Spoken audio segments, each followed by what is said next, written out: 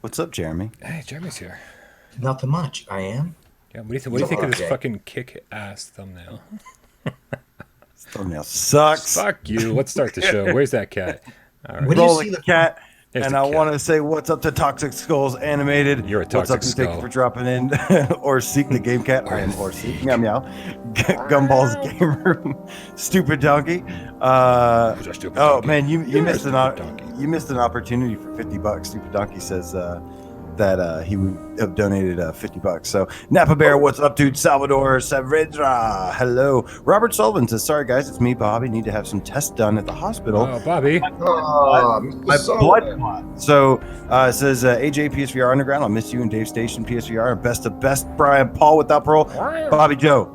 Thank you, man. I appreciate you. And yeah, get that blood clot fixed. Minus PSVR says I can already smell the cat urine. That's right. Yeah. STWU minus. We Man 123 ships Geek Out Aceville the Attack Cat Genetic Blasphemy the Pokestop Poppy Meow Woody the Bluebird Zombie Cakes hello Believe the HR3 the H3 Spartan Game Cat here's the Game Cat Joe Grover the effing Game Cat Mother Your Long Shadows Andrew Bailey the Triangulator what's up dude Ben Schroeder let's see You're Jen going so Eric well. Jen Eric the VR grid. Oh God, Ryan's here. Everybody bail. Everybody bail. Show That's over. cool. His vision's based on me. Hack the Game Cat. And of course, Alanoff _93. Hello. Of course. Jeez, AJ, you're like an auctioneer. You're like if Hey, can I get a Warren Goal? Warren Goal, Glorious Game Cat. Kyle PSVR, Weird Gaming. 20 Right. sold. Right out of hell of Game Cat. So, like if Macho Man didn't go into wrestling and he went into auctioneering. oh yeah. This is PSVR GamesCast, where we film live every Thursday night at 6 p.m. Eastern. We bring it to you live, because that's what live means. My name's Bryan Paul from this channel right here, Without Parole. And, oh, holy crap, there's another Without Parole member. Fucking Jeremy, all the way over there on the far corner, on the far side. The Far Side by Eric Larson. It's Jeremy. It's great. Classic. Far Side. Hello, Game Cats. AJ, over onto my. I always get confused left to How the hell are we right. supposed to know? That way. Yeah, he's in the middle. AJ's in the middle. Point handsome the same way as me, Jeremy, and then you got it. Brian, remember when we were talking about the Offspring? guy. What's up? Remember when we were talking about the Offspring and you said Smash was overrated album from the Offspring, and I love the Offspring. It's one of my favorite bands. Oh, So did I say back and overrated? No, because I used to love it when I was a kid, and then I re-listened to it, and my didn't favorite love it was like I did. My favorite was always Ignition, and so I went back and listened to Ignition and Ixnay on the Ombre, and I can say that I agree with you that it's like it is a little Smash is a little overrated. However, Offspring Ignition, Offspring Ixnay on the Ombre, go listen to those two albums. Amazing. Sometimes it's the opposite. Like in high school, it's like Britney Spears. Now you listen to Britney Spears, like, yeah, Britney, shit changes. Come on, Brian. You're the one who let me borrow the CD.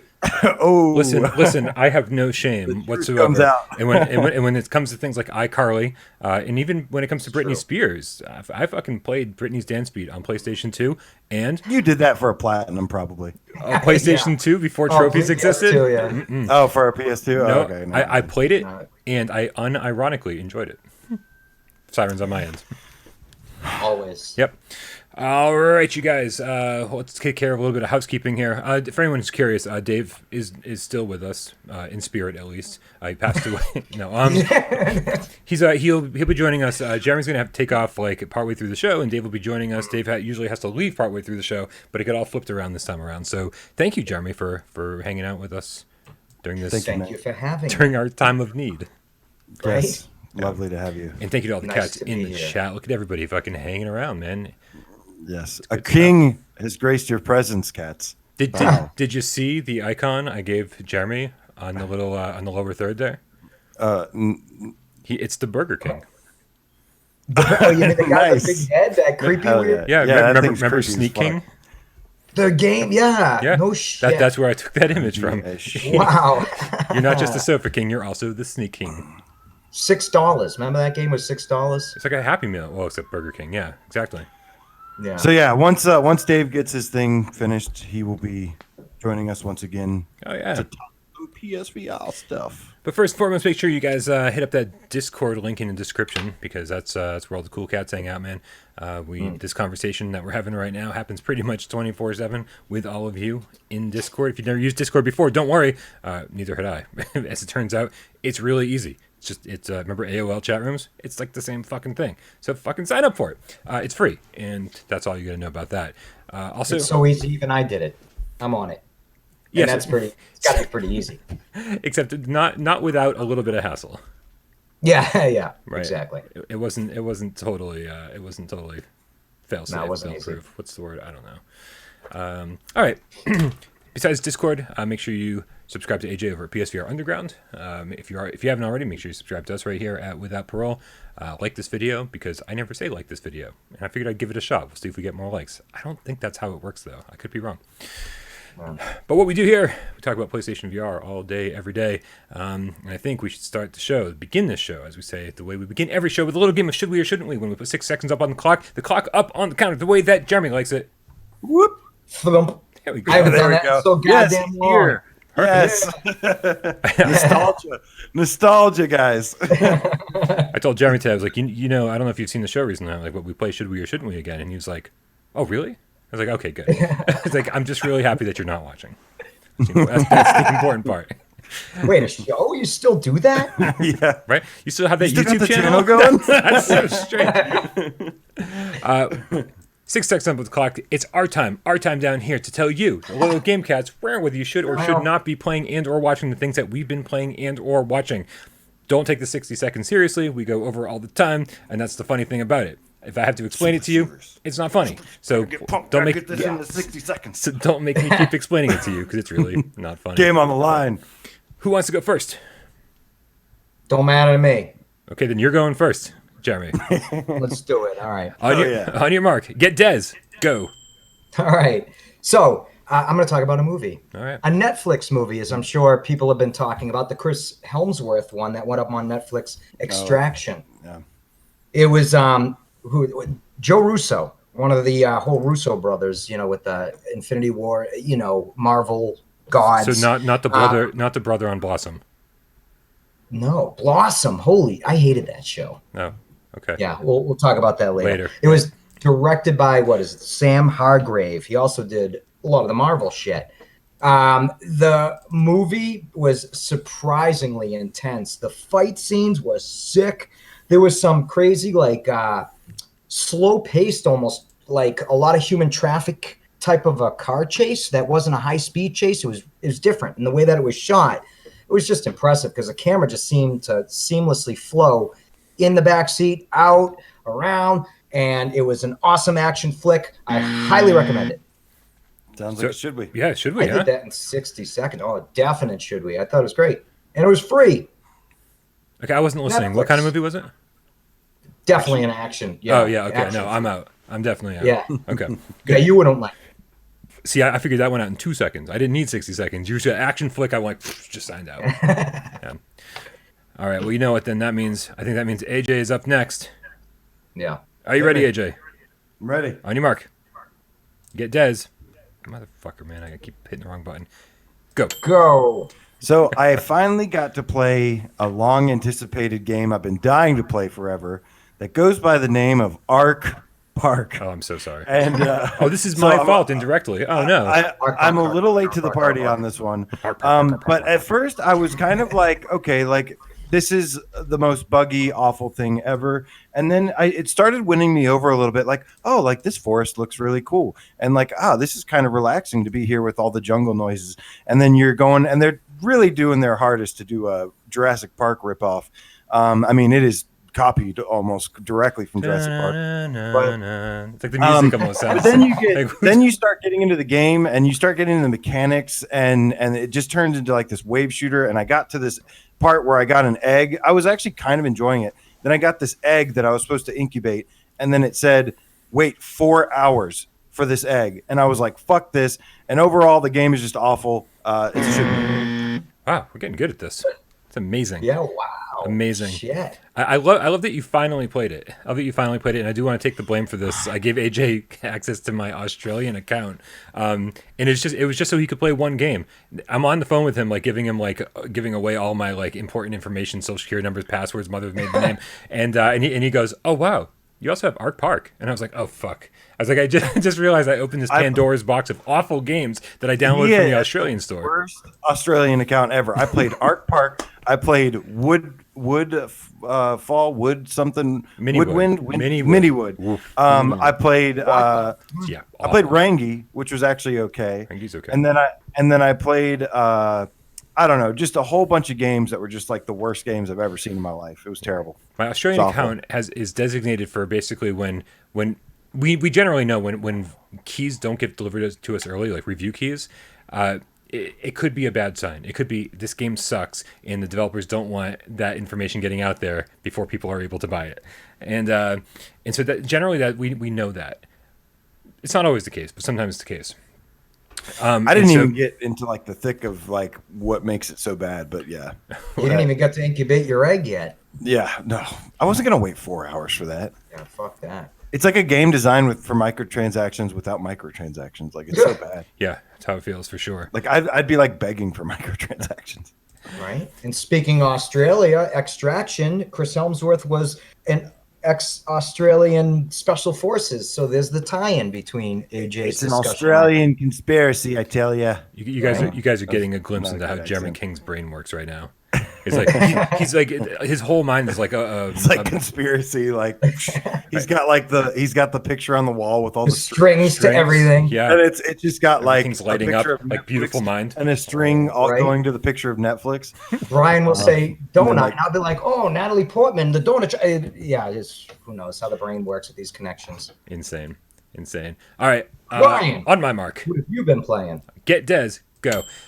So this one, for anyone who watched the COVID-19 charity live stream that I just did recently, shouldn't come as a total surprise, but I played Arizona Sunshine. I knew you were going to say this. Kind of as a joke. Just I was going to be like, hey, I've talked shit about this game all the time. Let's play it. And you know, Arizona Sunshine has a lot of fans, a lot of love out there for Arizona Sunshine. And I'll tell you, man, I played it with the aim. Because just like Doom VFR, that I was like, oh, with the DualShock 4, it's not very impressive, but with the aim, whatever, this and that. I didn't like Arizona Sunshine with the aim until I just played it like yesterday or the day before, whenever the hell that was. And I was actually having a good time. The whole time I was like, this is strange. Something's interesting here because I'm having a good time. The aim is like pinpoint accurate in this game. I didn't experience any drifts whatsoever. It felt really good. Having analog sticks to move around was great. You guys know I love or I enjoy Arizona Sunshine with the move controllers, but with the aim, I was shocked. I was like, wait a minute. I think I like this game. And just to top it all off, I'm going to say, like, I feel like this game deserves a re-review because the review I have out there currently is from launch, and it basically rips the game apart. And I've been saying, and I've kind of thought this in the back of my mind, but now that I'm like, wow, this is a radically different experience. It is next on my list of games to re-review. So watching you play Arizona Sunshine, my soul started to die a little. I'm like, oh God, he's enjoying it. What's happening? Yep, you've lost me completely. When I went back and played it again, is like when I really didn't like the game, but who knows? You know, to each his own. I mean, I don't think it's a horrible game, but I definitely I don't know. Last time I played it left a sour taste in my mouth. Let me say this about Arizona Sunshine. It is a zombie shooter. And it feels like a zombie shooting gallery most of the time. Like the story is garbage. I hate the voiceovers. There's a lot of just like even the health system is like, why, if my health regenerates, why is there even health over there? Am I going to go run to that refrigerator in the middle of, no, it's just not going to happen. So there's a lot of things that aren't great about it, but I mean, like replaying it now, I'm like, this is like a 7.75. Like it is a big, you know, like pretty cool levels to explore, plenty of guns to find, and plenty of, you know, zombies just to take down. The headshots feel really satisfying.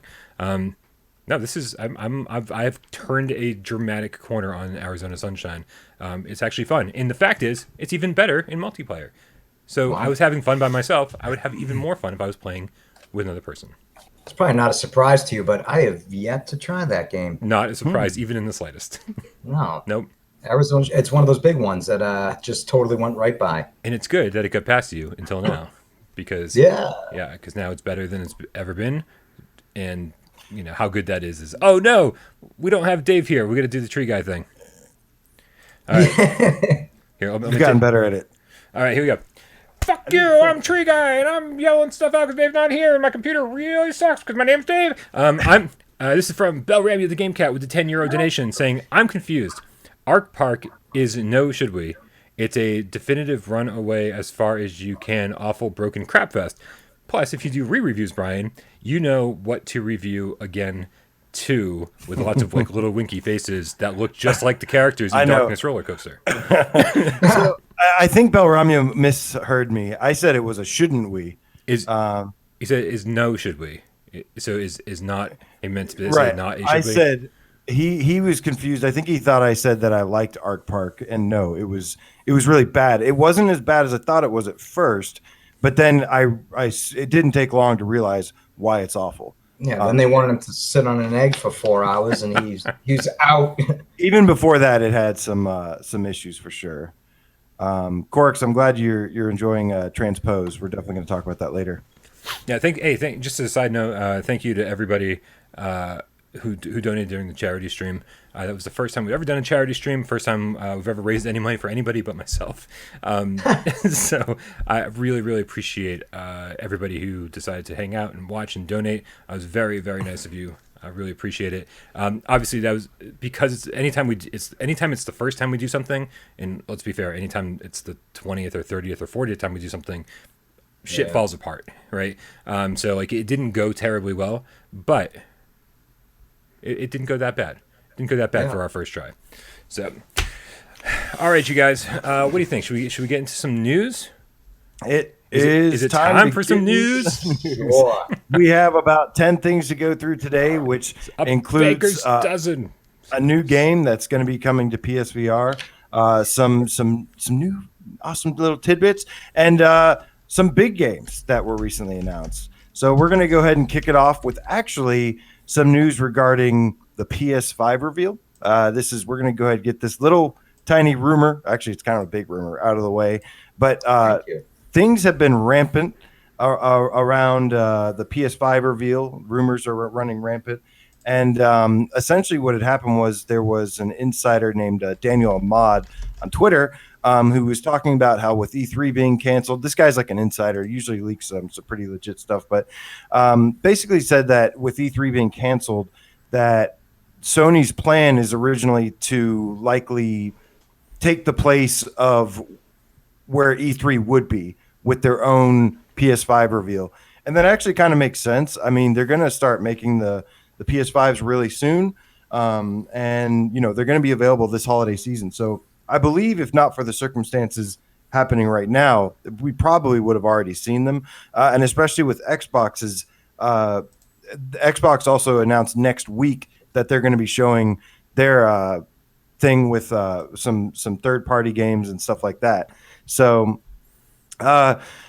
we can expect pretty soon. Jason Schreier also came out today and said that it's probably a few weeks away. So it sounds like we're going to be getting the PS5 reveal at the end of May or the beginning of June. But keep in mind, all of this is subject to change because nobody knows what the hell's going on right now.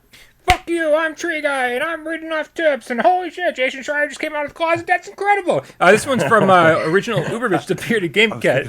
Yeah, why you said it, I was like, did he come out today? Yeah. Okay, I thought he had a wife. Whatever. €10 donation from original Uberbitch, the bearded game cat. Wow, greetings and meows, my 4 favorite men in the VR universe. I'm glad you specified. Otherwise, there might be somebody really upset that you said that. Miss you, Dave. I'm glad to be able to see you again live. Also, Zing is boring as fuck. Donkey Kong music or not. Shots fired. Tagger. Shots No, fired. I mean, Thank you for the things donation. are relaxing. It's a relaxing, chill kind of game. It's got really good puzzles. I don't think you said relaxing. I think you said boring as fuck. Yeah, he did Yeah. say that. Yeah. I was saying There's a difference. relaxing. I know. I'm here as a rebuttaler for original Uberbitch. I am his voice during this discussion. It's The like a only parent people- talking about their dickheaded child. They're like, "Oh, he's him. We love him." You're the It's first like, person I've heard use the word dickhead in like 25 years. Oh, really? Dickhead? Like I've heard somebody, you're a fucking dick, but who the hell's that? You're a dickhead. Dickhead. I mean, that was something people said a lot, like when I was 12. But Right? you're a dickhead. That's Dickhead. Yeah. no Generic was Uber bitch, are you playing on an OG PS4 and are you playing with the DualShock 4? Because I've heard people say the same thing and then they play it on a Pro. What the hell? What the hell? I hear myself. I heard did the my word phone- dickhead. My phone started playing the podcast or the GAMESCAST. Sorry. Your phone knows what's up, man. What Right? the fuck? Let me close that. That was weird. That was really weird. Um, Ghosts. So Anyways. are you playing on a Pro and are you playing with moves? yeah, we need. I've to heard know. people say the same thing, and then they play it with the Pro, and they play it with the moves, and then they like it more. It does look so much better on the Pro. So I will say, like, if you're in Yeah. there for like the Zen kind of relaxation part of it, that translates so much better. And by the way, we did an awesome Twitter poll that closed after 48 hours. 60% of you, PSVR gamers, play on the Pro. Nice. Yeah, I actually I don't know. I didn't know where I expected that to end up, but that's a decent number. I wonder if that's because they're late adopters to the PlayStation world and they ended up getting a headset because of that, or if it's they upgraded. I'd be curious to wonder if it was because of the they got the PSVR Pro. I mean, the whole bundle together. Jeremy, or- here's what I'm going to speculate on, and I think it says I think this is a story I hear pretty frequently. People have the OG, they get the PSVR headset, and they go, "This is incredible! Can I make this look Yeah. better?" And people go, "Yeah, the Pro actually boosts things substantially," and they go, "I'm sold." And I think that's where that comes from, but I could be wrong. Also, before we get too far away.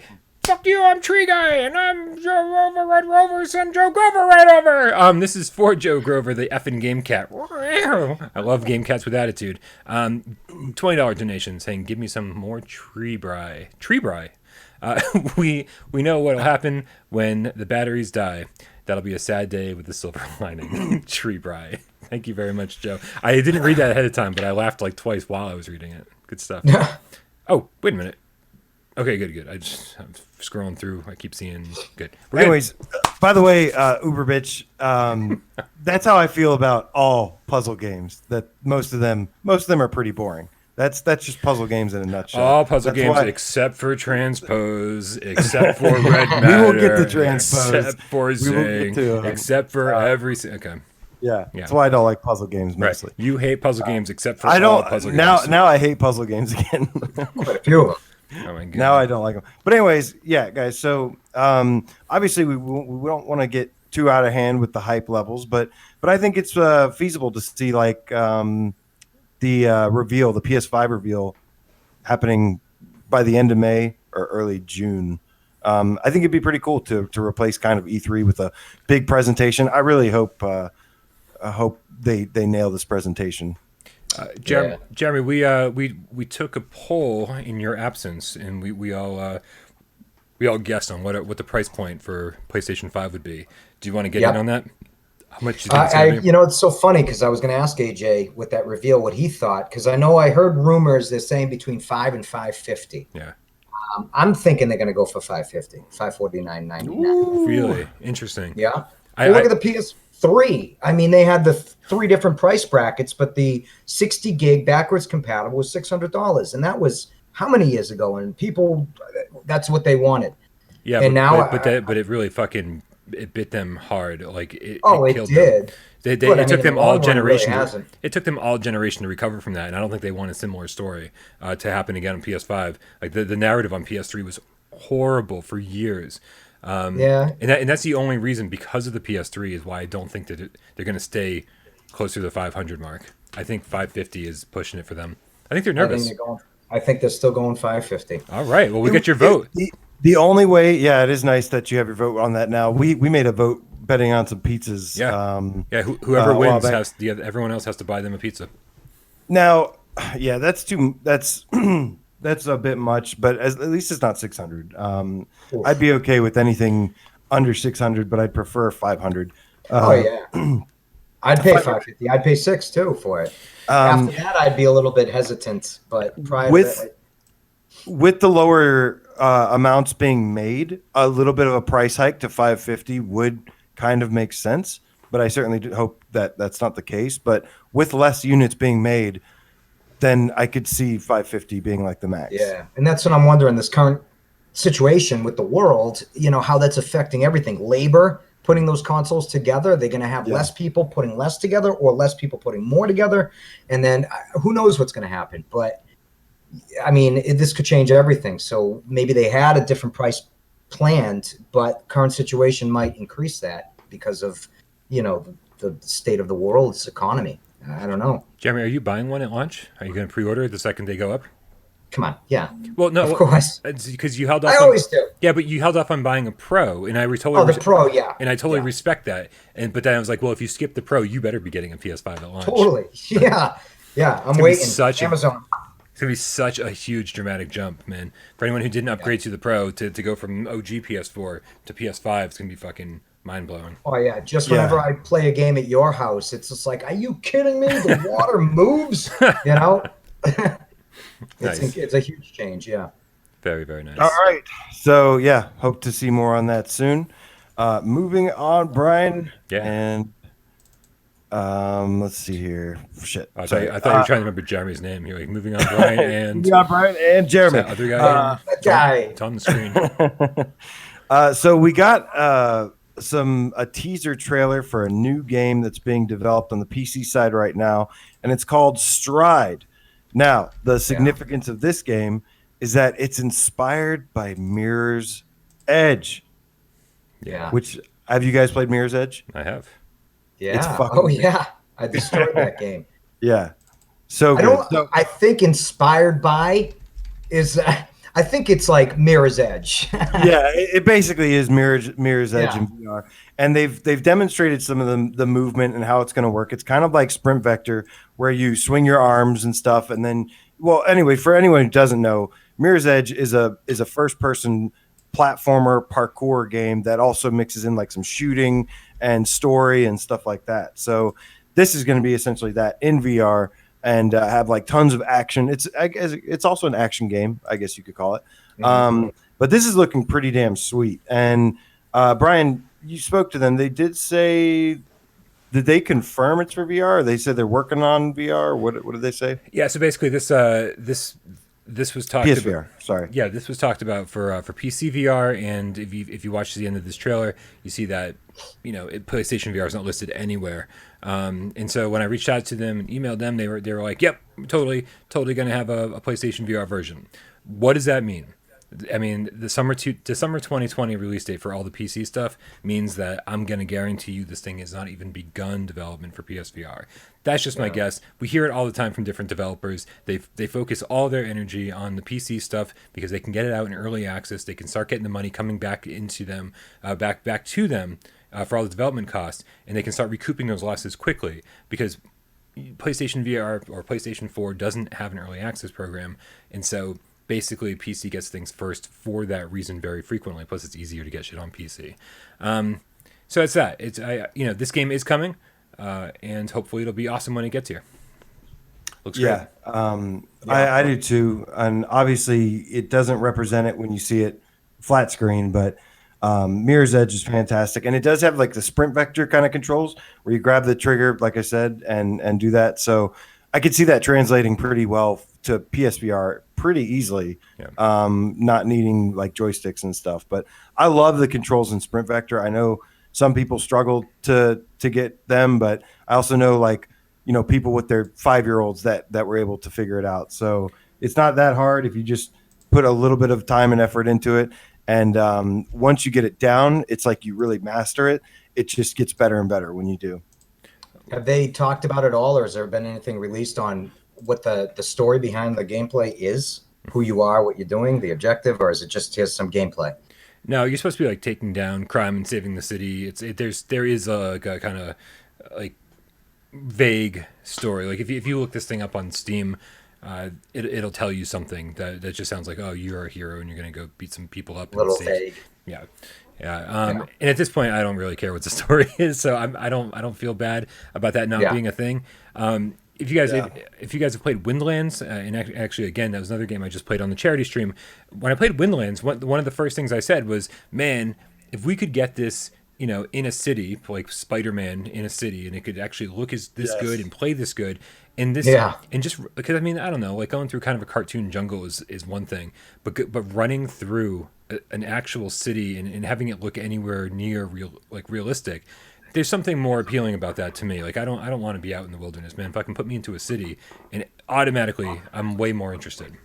Oh, big time. Yeah, and that sensation and that just it's like your brain can relate better, and it gives you that feeling like you're actually, you know, elevated in the city. Whereas in the trees in the jungle, it's like, whoa, this is really neat, but your brain can't really relate that, you know, Yeah. because how many people have been swinging from tree to tree? Not that I've done swinging from rooftop to rooftop, but I don't know. Somehow the brain relates better, and it's that scope, you know. Yeah.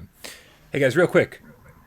Fuck you! I'm Tree Guy, and I'm Danny Parker, and I got a question, and I'm gonna read it. And I'm like brain fried. My brain is fried. I'm sorry. That's from Danny Parker with the €2 donation, asking, "Will we get a No Man's Sky Pro patch eventually?" Sorry for the delay on that. We got kind of knee deep in this conversation. I would love to see that. I think we all would. There's we're gonna get into this in a little bit, but there is some No Man's Sky news to talk about, and we're gonna be discussing that. I can tell you they have the Zen Help Desk from their No Man's Sky website, and it has an option for feedback. And if as many of you as possible could go to that website and fill out that thing and say feedback, request, whatever, just say PSVR Pro Patch and say, I want a PSVR Pro Patch. And the more and more people that do that, the more likely it'll get heard and people will do it. So I think it's really important that we all push as hard as we can to get them to do that sooner than later. But we definitely have some No Man's Sky news, exciting stuff to talk about here in just a little bit. To answer his question, do we think we're gonna get a pro patch? I think I don't know. I'd give it by summer. By summer, if not by summer, then I don't think so. I don't think so. I feel like if it was going to happen, it would have happened. I think they would have basically all their patches would have been more geared right towards it. You know. Well, what I compare it to all the time is that Skyrim got their like pro patch or whatever a year after launch. So I'm hoping that they kind of follow suit and that happens. But I absolutely would love to see that happen, so that not only would it benefit me in playing it, but it would get more people interested in playing it. And I'd get back to it for sure. Yeah, and it would because it does look good at times, but there is that blur issue. So, but I would love to see it. I think the only thing that makes me think no is the PS5 on the horizon. I don't know if they're focusing more on something with that, and they're going to just why bother? I could be wrong. Right. Yeah, I've been known to be wrong. I think the problem is like when we look at it from our perspective, our community, we go, oh, No Man's Sky is one of the biggest games we have, like on PlayStation VR. Why wouldn't they be giving us a pro patch? Why wouldn't they be focusing on something like that? That's so important to all of us. But then you look at the No Man's Sky community as a whole, and you go, okay, so PSVR players make up what percentage of that? 2%? I think there was a big. I think there was a big player base at first, but I think because of how blurry it is and stuff, I think people eventually, and there were some issues and stuff. So, it's definitely not as much as the flat screen player base, but things like a pro patch, I believe would make that happen though. But then on top of that, so you're looking at just like this very, very small percentage, or 2%, 3%, whatever the hell it is. Those are PlayStation VR gamers of all the people, and then if our poll is anywhere near accurate, roughly 60% of players, I don't know if this is true, have a PlayStation 4 Pro. So you're basically cutting that small percentage in half again, being like, okay, so now the people who really want a Pro patch are only playing on VR, and they're only playing on a Pro, obviously, and so do we have to focus on the millions and millions and millions and millions and millions of people who are playing No Man's Sky? Or do we focus on the tens of thousands that are playing on a pro, and that's a lot of time, I'm sure, to devote to something like that. So in my book, we might not get a pro patch, but I definitely think we're going to see No Man's Sky on PS5, whether it be a re-release or a patch to upgrade everything once that happens. Even the flat version should be coming to PS5. I mean, I would expect that to be. So this, since we're already on this, well, I'll go ahead and just talk about what I was going to talk about. Cool. there is every year there has been a big content drop, like one of their biggest content drops for No Man's Sky, and it's usually around their anniversary. Last year was Beyond. Before that was Next. Before that was like a couple different ones. And there's two channels that I follow. They're smaller channels, but I love these guys to death. And one's called Procedural Traveler, who's these two guys, and Captain Steve is the other one. And Procedural Traveler and Captain Steve, these guys are super obsessed. They're so obsessed, Brian, that they made a video about No Man's Sky winning an award on the on the PSVR Without Parole awards show. That's how much they love this game. Did we give them an award? We gave No Man's Sky an award. I want that award back. Give us our goddamn pro patch. But yeah, I love these guys. These are my two favorite No Man's Sky content creators. There's much bigger ones, but these two are my favorite. Nice. And yeah, he was going into depth in more detail about how every summer, like I said, they do this significant update. So they expect it to be more than likely something to do with the exploration or the fighting, like the space pirates that you take on and stuff. So it'll be interesting to see. I fingers crossed that, that's what it ends up being. I would be totally fine. I even posted a tweet earlier that, there's rumors of a big update coming this summer.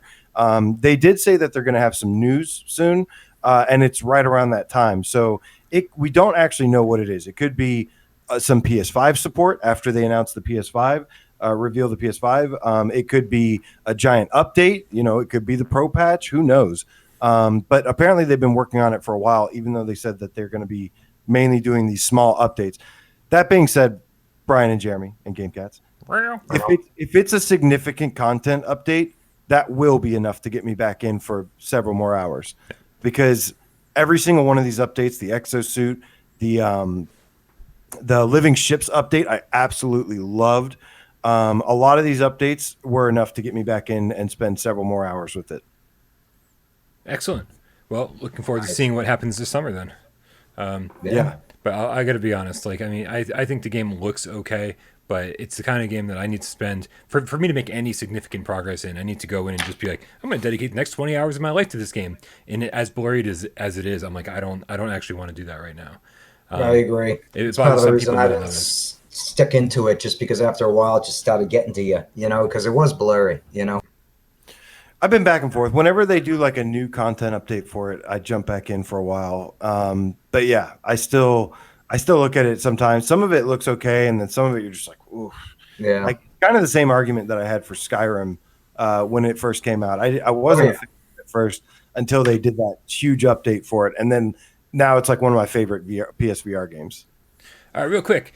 Fuck you, I'm Tree Guy. Be careful, the government's against us. That's from Mick Ladd, the Game Cat, with the 10 quid donation, saying, I was watching a conspiracy theory movie before that. Anyway, says, hey, Brian, sorry I'm late in. Love the COVID-19 charity afternoon you gave me. Here's something for you, bro. Hey, thank you very much, sir. I appreciate that. And also, goddamn motherfucking... Fuck you, I'm Tree Guy. Why does Danny Parker have so much money? Why do you keep giving it to us? He's getting pretty good at that voice. God damn it, Danny Parker, with the €50 donation. Thank you very much. As you guys, if you guys don't know this already, your donations, your Patreon support, your watching the advertisements before every video, you guys are the ones keeping this channel running. So thank you very much. And also, speaking of Patreon, one of our newer Patreon supporters, fuck you, I'm Ben Schroeder. I'm a new Patreon supporter. Sorry, that was not very good at all. $2 donation. I says, shout out to the Top, still the best VR parkour. I might have to agree with that. Best VR cat simulator. Too. I feel like you're pouncing around like a cat. Yeah. You are. No, but it is. It's like a giant. To the Top is this amazing jungle gym, and that's a $20 game that has like 30 levels and multiplayer levels and collectibles and costumes to unlock. It is the real deal. It is still and will forever be one of my favorite PSVR games, and the gameplay is so good that you just don't know until you play it. Yeah, if you didn't know, now you know. Why is it not on our top 25 list? I don't know, but next time I'm gonna go play it again, play the shit out of it. It seems like a government conspiracy. Right? It is that, or you just watch too many government conspiracy shows. I do. Oh, you can never watch too many. Eventually, it starts to get to you, and you're like, you can't even function anymore. You're who's like, that? You're listening. I think this GameCast is run by the government. The Jesse Ventura of PSVR. But no, the To the Top guys they are working on their next gen game. We don't know anything about it yet. You don't know but anything about it yet. Oh, you son of a bitch. Maybe I do. Maybe I'm not telling you. Just kidding. I don't know shit. Last I heard, they were supposed to put some cheat codes into To the Top, but they unfortunately did a lot of work, and then the Quest denied them through the curation process, because Quest can be fucking retarded sometimes. Wow. Sorry. Listen, it's fucking mentally challenged. Okay. Fucking stupid. I'm sorry. I didn't mean to say that. That slipped out. It angers me. That commercial? It angers me that To the Top didn't get on there, but they did put it on Side Quest. And yes, I apologize for saying that. But yes, they are getting on Side Quest, which is good. But I just wish they would have gotten there. And it affected a lot of shit. I'm so embarrassed. I got to do this. Fuck you. Fuck you. I've got COVID and I'm really pissed off and shit.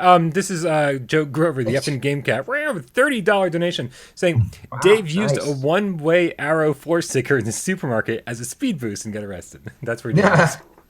I was laughing at that while EJ was talking. I was like, we just got to get this out of the way before people think I'm crazy. That is fucking hilarious, Joe. Thank you for the donation. And also, while we're at it, I start every single one of these with "fuck you, I'm Tree Guy." I don't know a better way to start. So guess what? Fuck you, I'm Tree Guy. I live in a tree and I fucking yell sometimes when people give us money. Johnny Rypop, the Stray Cat, with the $7 Canadian saying, "God Cannon quote of the week." Ah, crap! I crashed. There it is. I crashed going back for a checkpoint. Stay breathtaking, lads, and everyone in this chat. I totally forgot about that. We did the cat games, the Catnip Cup Sunday, where we all played Rush VR. Right. Congratulations to the winner. Niculo. Yeah, he won the tournament. It was a great tournament. Thank you to everybody who participated. Next, we have Wipeout coming up, so make sure you go into our Discord and sign up for that. But no, it was amazing. It was a lot of fun, and yeah, what he's pointing out there is that I missed a checkpoint during the race, and I tried to basically use my wingsuit and go backwards to get the checkpoint. So I totally just bailed on the race against everybody else to go back for this checkpoint, and everybody made fun of me, and it was a good time. Okay. I've certainly been there. I suck at Rush. I love Rush, but yeah, I suck at it. So much fun. Such a good game. And thank you, Johnny, for he had the cover for me on Sunday because basically Down the Rabbit Hole unexpectedly dropped and accidentally dropped on the Australian, and then later on that night the European, or I don't know, one of the stores, right, on PlayStation stores, and it wasn't supposed to come out yet. It was supposed to come out on the 1st, and fucking craziness, man. It was like the second that thing is available, I gotta buy it, I gotta play it, I gotta review it, I gotta get a jump on that. And so I was just like, I got too much shit to do today. And Johnny's like, I got you covered. I will take your spot in the Rush tournament. So thank you very much for that. I appreciate it. This is what the Game Cat community is all about, man. Gotta love each other. Hell yeah, man. Such a good time.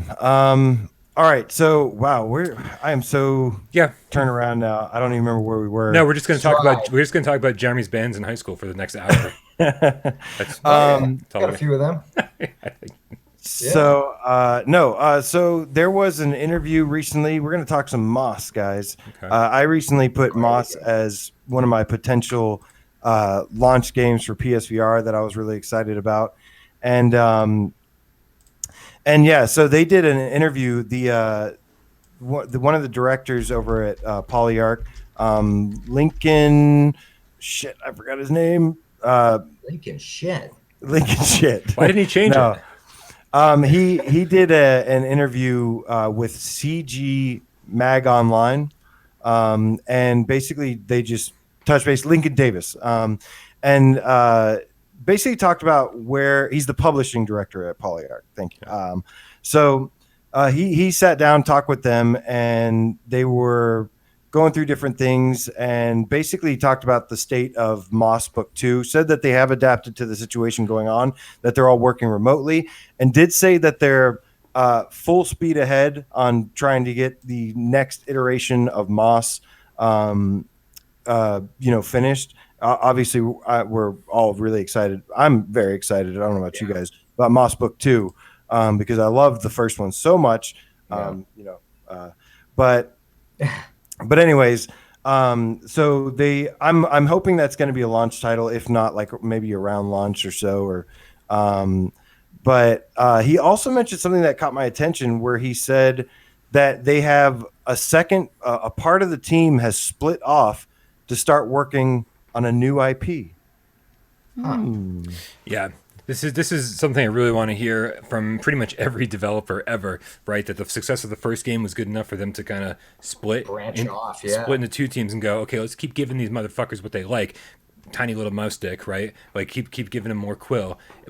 Here comes the Moss Book 2, but you know what? Other people on the team have other ideas. Like we want to branch out and try other things, and so that's exactly what I want to hear, because now this means if every dev team was sorry, meow the game cat, because I eat mouse sticks for breakfast. Sorry, that was the best fucking quote of the day. Yeah, but this is like hey, we're gonna give you double the amount of VR games. We're working on 2 projects now. This is how many? I'm curious. How many mouse dicks until you feel satisfied enough to start your day? It's like, do you ever like mix so nuts? Many. Do you ever eat mixed nuts, man? You just gotta keep shoveling. Keep going. Here. But a mixed nut is like 10 times the size of a mouse penis, I would think. The worst part is that Quill is a girl. I don't think Quill has a tiny little mouse dick. Quill, don't listen to these horrible people. Is she a mother? Because if so, she knows all about mouse dick. She's not a mother. Damn it, you! man. I'm the real Quill. Strangely, I have tree guy voice. No, but it is great when small studios like that, mogwai that shit and split off into 2 and or more and just progress from there. That's awesome. Did he just say mogwai that shit? Oh, right, yeah. Drop water on a mogwai. You're right. This is why you're one of my favorite people, Jeremy. Get a Gremlins reference. I needed a Gremlins reference in my life. So thank you for that. But yeah, really excited to see what the next IP is. Bryan and Jeremy, do you think it's going to be another VR game? Yeah. I would certainly hope. That's the hope. And I kind of mid-sentence when I was like, oh, we're going to get double the amount of VR games from an awesome team. I was like, oh, wait a minute. Maybe we'll get Quill or we'll get Moss Book 2 VR game, and then they'll make something that'll actually make a whole lot of money for them. Because as we know, VR games generally don't make studios a whole lot of money. And maybe Moss 2 will make some money because it's a kind of a respected IP at this point, right? But then, whatever. Very else, respected, right? Very respected. I don't care if you guys talk about Quill in so many dirty ways. It's a very respected game. Listen, Quill's got a great sense of humor. Like we're all on the same page here, right? Everybody's on the up and up. It's all good. She's just a kid. Yep. She's just a kid. Okay, don't make this perverted. God, it was fine when it was bestiality. You guys and the chat, you dirty minds, still going on. No, but it's like one of my favorite games. And such a lovable character. It's like seriously like a Disney character, man. And I don't even like Disney movies, Bryan. No, what a Pixar. Like a Pixar character then. I don't like Pixar movies. Pixar is part of Disney, aren't they? Isn't everything? Yeah. Oh yeah. I haven't. Speaking of the conspiracy, that's a movie I was just watching actually. See, real quick.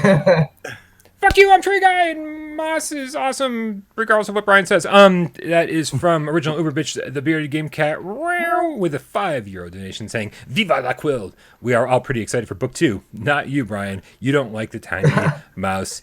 He wrote DS. Tiny mouse. D's. Oh, D's. Oh, like plural of D. Okay, got it. Tiny mouse D's. Fuck.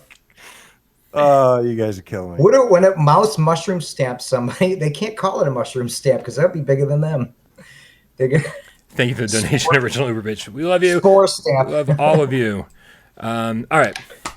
And by the way, whoever asked about Lies Beneath earlier, great game, man. Fucking played it. Love it. Definitely. Yeah. It's a must-have for sure. All right. Can we move on? Yes.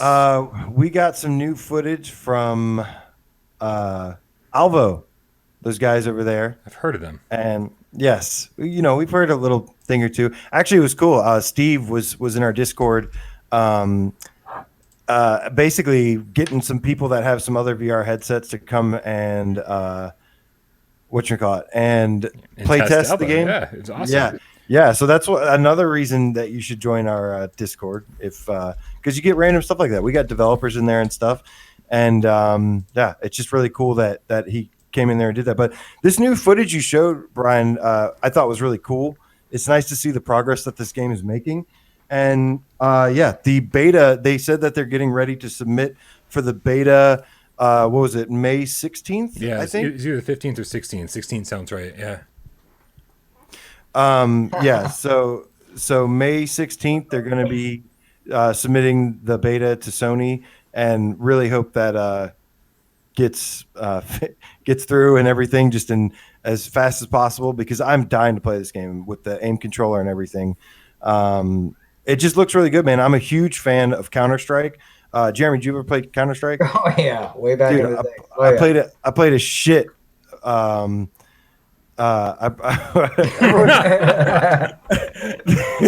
in the chat hates AJ. Wow, everyone just turned on a dime, man. You used to be everyone's favorite. What did you do? I know. I see the chat. I can't stop seeing the chat. All I see is AJ. Fucking your long chat that says "Watch up, you ghoul." Yeah. Like, what the hell's going on here? I don't like Pixar movies. If you don't cry in the first 90 seconds of Up, you have no soul. I will watch Up, and then that will be my should we shouldn't we next week. Okay. I think Your Long Shadows just has the next thing that should go on a PSVR GameCast T-shirt. More mouse dicks than expected. Getting back to Alvo, I will say that Kyle PSVR War Gaming, who's in the chat right now, was one of the play testers for that newest session, and said it was pretty good. He encountered some bugs. Obviously, reported those bugs to the Alvo team. They're taking care of them. But man, other than that, like, it sounds like everything was a lot of fun. And the thing about this is, and hopefully I can just bring this up. So what you're seeing right now is the actual gameplay footage, right? But what I was just telling AJ was that what I'm shocked about is that we've kind of watched the progress of this game, right? And the very first thing we ever saw from Alvo was like back in 2000, early 17, I think. And it was this trailer. So long ago. It was this CG trailer. And so this, and I got to tell you, outside of the character models, the environments of the new footage that we've seen is starting to look very, very similar to the CG trailer. So like they had this target they were going for, and everybody thought this was real gameplay, which is why everyone got excited about Alvo in the first place. But now that the game is coming along, it's starting to actually look a whole lot like this. It's shocking. I mean, yeah. I mean, it's really shocking how far they've come. So, and then of course the trailer ends with the date 2018. We're all like, yeah, missed it slightly, but as we know, a lot of development hurdles happen behind the scenes. So we won't give them too much shit for that. Yeah, I cannot wait to play this, and I hope it looked really fast paced. It looked, we've seen this game looks like a mix between Counter-Strike and Call of Duty, and that is a very, very good thing. It's going to have its own servers, and yeah, it's also 5v5 multiplayer. So really, really excited. Did Kyle say anything about like having fun?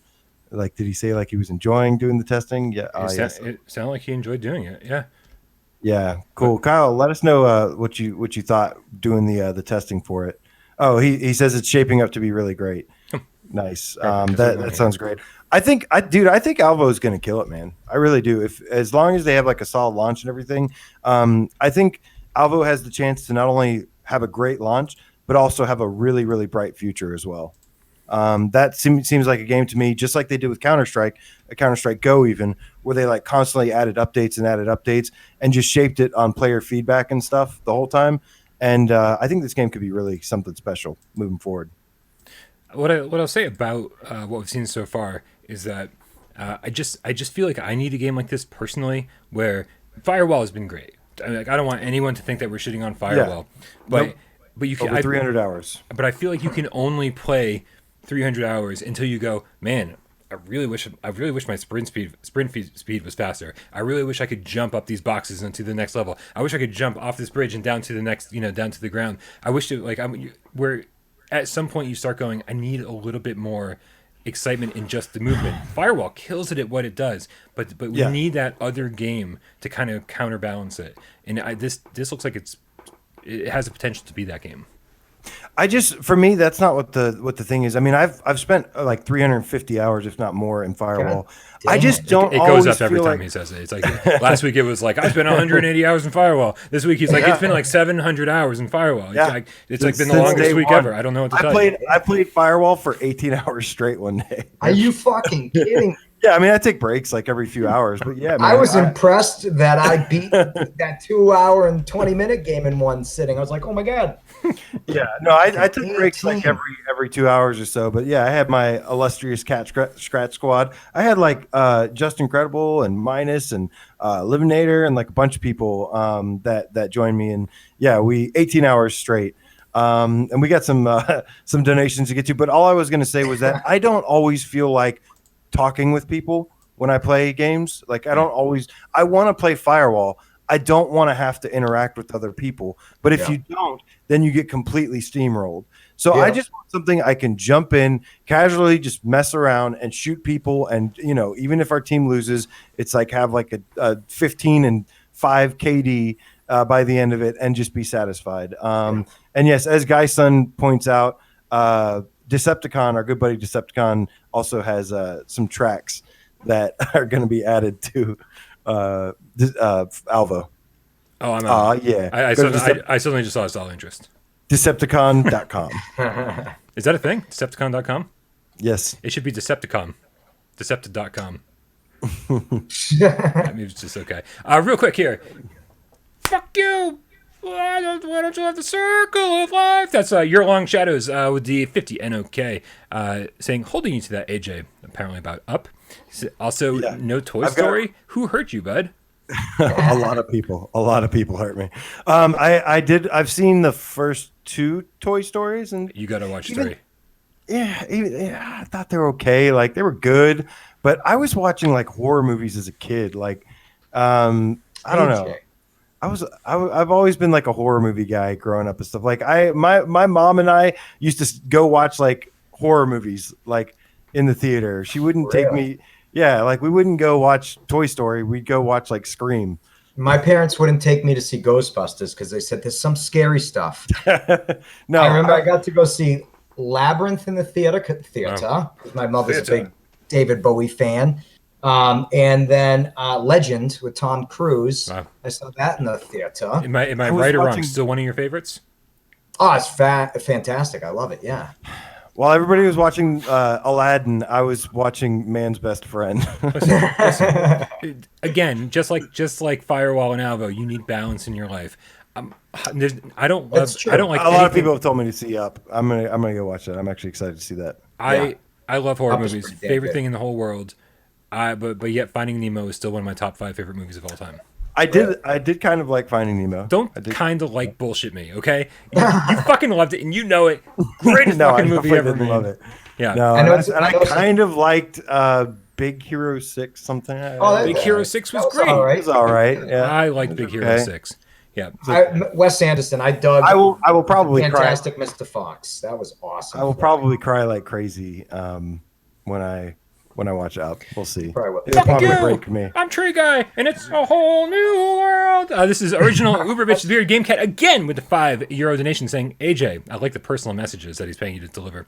AJ, you need a Disney Plus subscription now. Reclaim your stolen childhood. But let's face it, Grave of the Fireflies trumps Up big time. Did I miss a fucking Grave of the Fireflies conversation? That is the shit. Grave of the Fireflies. I'm writing all these down. Amazing anime. Amazing. Really? Yeah, I mean it's like it's not Miyazaki, but it like seems very Miyazaki like. There's a connection I think, but I could be wrong. Somebody in the chat can help me, I'm sure. And Aceville, yes, my friend. You and I will always have Bravo team. Real quick. Fuck you! I'm a Teenage Mutant Ninja Turtle. It's Donatello, the Science Hits Game Cat, with a $10 donation. He says, "Great to see Jeremy with 3 pizza slices. Sorry, Dave, when you show up, there's none for you. There's only 3 slices." Thank you very much, Donatello. Great to see you too. Sorry, I haven't been responding. I actually was going to ask you guys. Do you guys usually just throw it up on YouTube while you're recording, and so you can chat with people? Because I just have it on the Discord, so I can't communicate nor. You don't just have the chat window running like from the live stream? I got on my cell phone here, but it's like tiny, and if I want to read it, I gotta be like, We'll make sure before the next time we do this, we'll make sure you're all set up. I'll set it up all right. Definitely a lot of love. There's definitely a studio. Oh, that's fucking Dave. Oh, hey Dave. Sorry, no pizza for you. There's definitely a Ghibli connection with Grave of the Fireflies. Also, is it Ghibli or Ghibli? I've been going back and forth for like years on that. I thought it was Ghibli. It's like GIF or GIF. Jiggly. Right? Yeah, the GameCast is Fireflies is so good. Everyone seems to agree. Excellent. You cry from the beginning to end with Grave of the Fireflies. You will love it. That's original Uber Bitch. And then Guyson confirms that Grave of the Fireflies was done by Studio Ghibli. There he goes. So, What's up, Guyson? All right. Well, I've got some movies to watch now. Thank you, guys. Hell yeah. Yeah. I don't really like movies, guys. No, I'm just kidding. I love movies. Bryan, Hey, donation. What? did I miss it? Yes. Did he miss? Hold on, I'm going back. Oh, Did you get Donatello? I did. Remember I sang Yeah, the yeah, thing, yeah, you Teenage got Mutant Ninja the Turtles pizza. theme song. Oh shit. Yeah. I'll save Dave some. Raphael still- is cool but crude. Michelangelo is a party dude. I'm still getting freaking memed by these comments, and it's I can't even keep up with them all. I've never been They all love you. That's all that matters. I've never You know been what's- yelled at this much It's before. funny. He drops the R word earlier. Nobody, nothing. He says he doesn't like Pixar. I know. Yes. People are like, fuck Let's you, move man. on from that. I know that's cool. Yeah. Let's totally move on. No, it's all good. People know exactly what we mean. I've definitely said things like that before, and no one gave me shit. So thank you very much. Yes. Sometimes things. It was a slip. And we know things used to slip out of my mouth, especially on the Resident Evil live stream. Oh Jesus, you were like The last- adults just- only, man. Yeah. Just That's to let true. everybody know, the last like Pixar looking movie or something I did was like the it was the one with Adam Sandler where he's like it was like Hotel Transylvania 3, I think it was, and it was stupid. Yeah. No wonder why you don't so- watch Yeah, that animated was- movies anymore. You're watching the wrong ones, man. Yeah. Yeah, that one's not the greatest. Awful. What's the next story on the Okay. list? Can't wait for Albo. Gonna be all over that beta. Make sure you sign up when it goes live, like 2 months from now, probably. And good luck to you guys over there. So, speaking of Decepticon, we had some news break Waiting for the on a new segue. game for Bullet Roulette. Oh, yeah. This is like the Deer Hunter of VR games. Oh my God, right? Yes. I'm intentionally adding all these movie references just for Jeremy. I appreciate it. And he gets every single one. Oh, I didn't, Man's Best Friend was a test and you passed. Is roulette spelled with one L or two L's? Roulette. It's one, two, I think. believe, isn't it? Oh, good. Or two T's. Yeah, One two L, T's. I didn't ask how many T's. I asked how many L's. One L. Let's ask Siri. Oh God, hold on. I got Jesus. You guys are helpful. He can answer you, but it might take a No, while. it's for him to one. get It's back one. to I you. got it right. Okay, I got it right. It's like when I type on the screen, I'm like, oh no, suddenly I have to like actually know how to spell things, and that's ridiculous. But anyways, Mr. Petrifying Pumpkins. Can we just, Posted on. we have a joking rivalry with Polish Paul. We have an actual rivalry with Petrifying Pumpkins. Can we just? No, I'm kidding. God. No, actually, you got to see this thing that Mr. 777 made in Dreams. He made basically this video of petrified pumpkins in Dreams, and it's fucking hilarious. But anyways, he posted on Reddit like 3 months ago, and he was like, "I'd really like to see this roulette game come to PSVR." And I know Preacher plays. You've played this. Let us know if you liked it at all. But oh yeah, he already is. Basically was like just hoping it would come to PSVR. Well, the developers responded to him like yesterday and basically said, we're working on it, is what they said. And he traced it back and saw that was one of the developers. So this is some game that we weren't expecting, weren't really It's- anything. And it just popped out of nowhere. But it's cool to see. I know Werewolves Within is a lot of fun. And Preacher says, I played Bullet Roulette with the VR grid. Oh, that guy. And said funny with friends, but it's a one-trick pony. So I expect it to be a pretty cheap game. Yeah. But, You'd hope. would you consider Werewolves Within a one-trick pony? Because that's still really good. No, not at all. I could never really get into Werewolves Within. I played a few groups with a few of the cats, and I don't know, not my thing. It's I tough. mean, like, this seems a little more my thing. I'm still just blown away that this could get by. You know what I mean? Like, holy crap, the stereotypes in there are outrageous. You know? Yeah, I wasn't even looking at the characters. I honestly wasn't Oh my either. God. I'm curious. Are there character creation screens, or are these just like Werewolves Within? Like you just get Like assigned pre-made, random yeah. character. Right. I'm assuming that's probably more likely the case. But yeah, you're Yeah. right. There's some potentially offensive shit going on here. Right? Do you like choose? I want to play the Indian, or is it Native American? You know what I mean? Like, wow, the Yeah. headdress and everything. I'm surprised, and I'm not an offended dude, you know, and I'm not. Right. But I'm not offended for them or anything like that, but I am a little shocked, to be honest. yeah, Dave, we'll get you in here. I think, Jeremy, you're going to go after this news story anyway, right? So we'll swap you out with Dave in just a minute after we're done talking about Bullet Roulette. I saved him some pizza. Oh, now I feel bad for not helping save pizza. Sorry. So I will say the interesting thing about this is that, and I don't think this is going to work in the same way, but one of the things that I've seen in VR that's really effective for me is when somebody points a gun in your face and you're like, you know, like you're just kind of waiting for it to go off. Yeah. I don't know if you guys played Last Labyrinth, but Last Labyrinth, as not great of a game as it is, has a couple of really effective moments. One point where you're playing Russian roulette, where I guess it's not technically Russian roulette because somebody's got a gun to your head, but it's the same idea, right? And so, and so you're just waiting to see if when he pulls the trigger, if the gun's going to go off.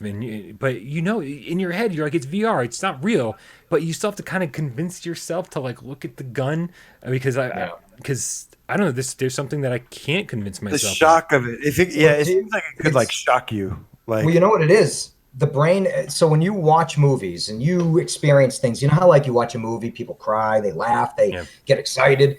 It's because the brain has a very hard time determining and differentiating between seeing an experience and actually living the experience. Your brain doesn't really know the two differences. So the emotions are because your brain can't separate that you're not living them. So when you're in VR and people are doing that with the gun and you're like, it's because, you know, it's like that separation, even though it's not real, the brain still gives you that sensation, which is, it's pretty awesome. So I can kind of see that being part of the fun with this game. Like someone holds the gun to your head or to your face, and like, you know, I'm sure it's funny to be doing this with your friends, and so that added like kind of shock of tension where you're like, somebody's got a gun to my face. Like it just kind of adds to like the ridiculousness and the over the top thing. And like, you know, sometimes when you're nervous you laugh, and if you're already laughing you just laugh more. I could totally see this being just like goofy fun, but also with that added level of you know, tension. I don't know what you want to call it, because it's so goofy. I'm like, is it really going to be that tense? I don't know.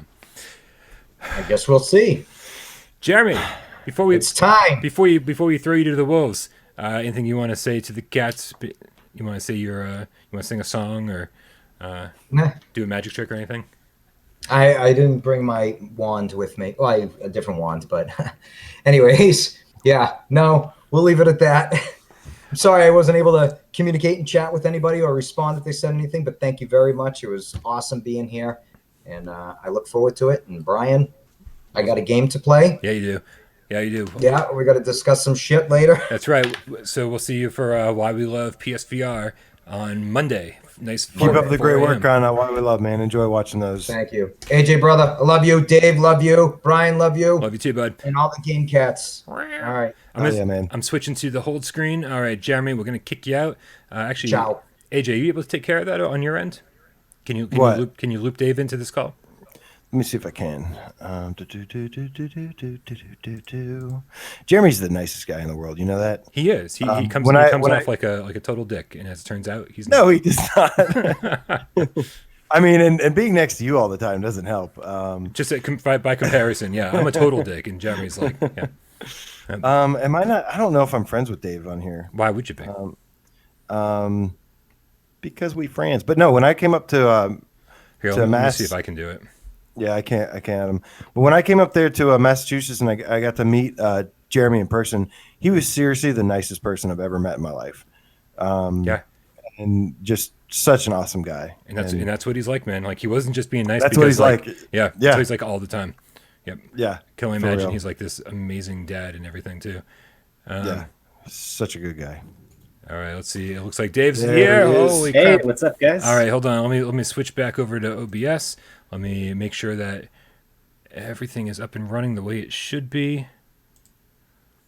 Almost there, guys. Almost there. All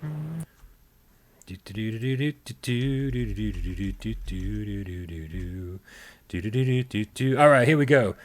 We got Dave, and we're gonna come back to the show. A wild Dave station appears. That's right. Yo, what up? Dave, what's going on? What's up, man? Not too much. Were you feeling left out? I was hoping we'd all get to hang out together. I missed my chance to see Jeremy.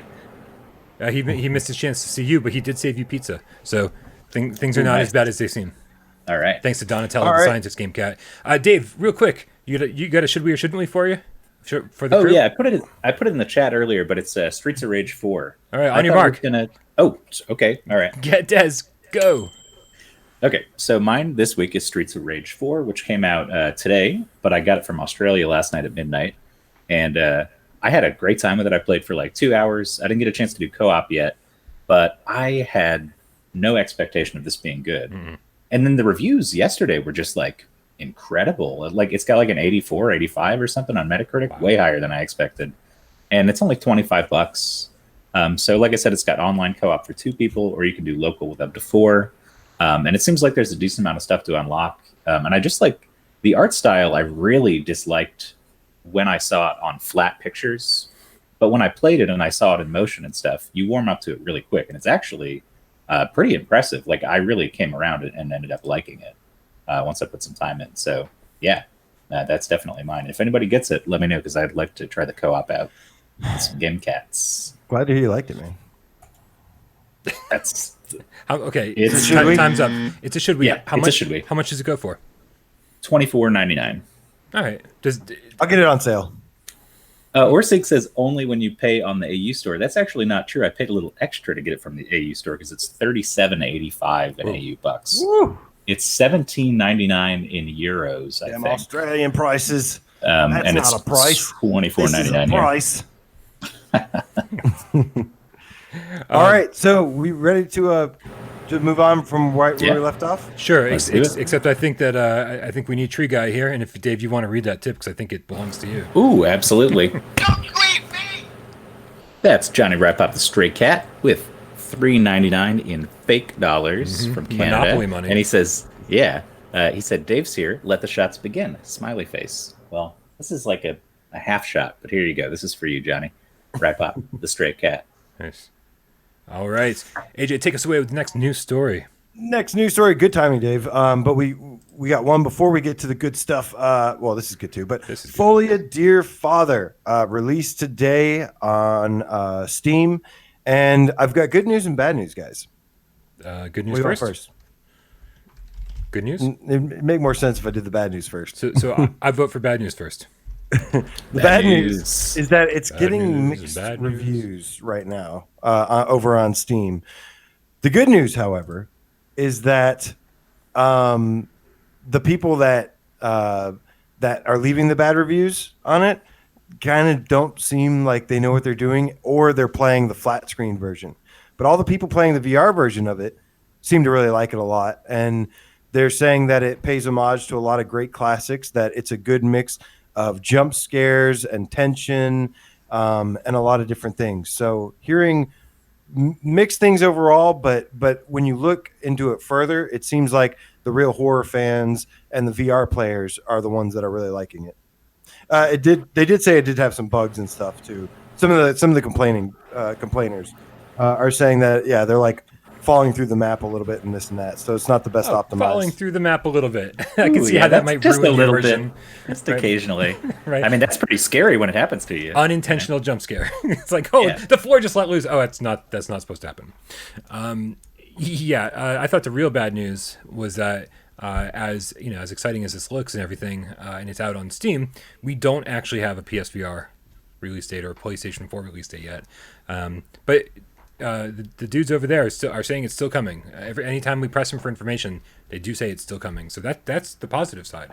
I wouldn't mind them like taking their time ironing out all the bugs and getting this to us like for October and making sure we have an awesome way to kick off a scary game.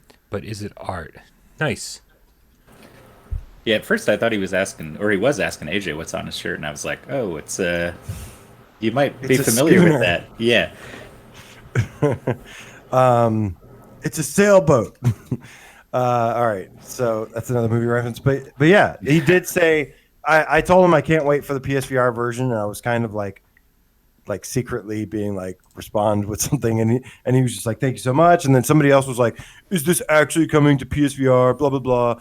And he was like, yes, it's coming to PS4. It's going to be a flat and a VR game. So really excited to play this one. It's supposed to be gory, which I'm not like the biggest gore guy, but I like the way it was done in Resident Evil 7.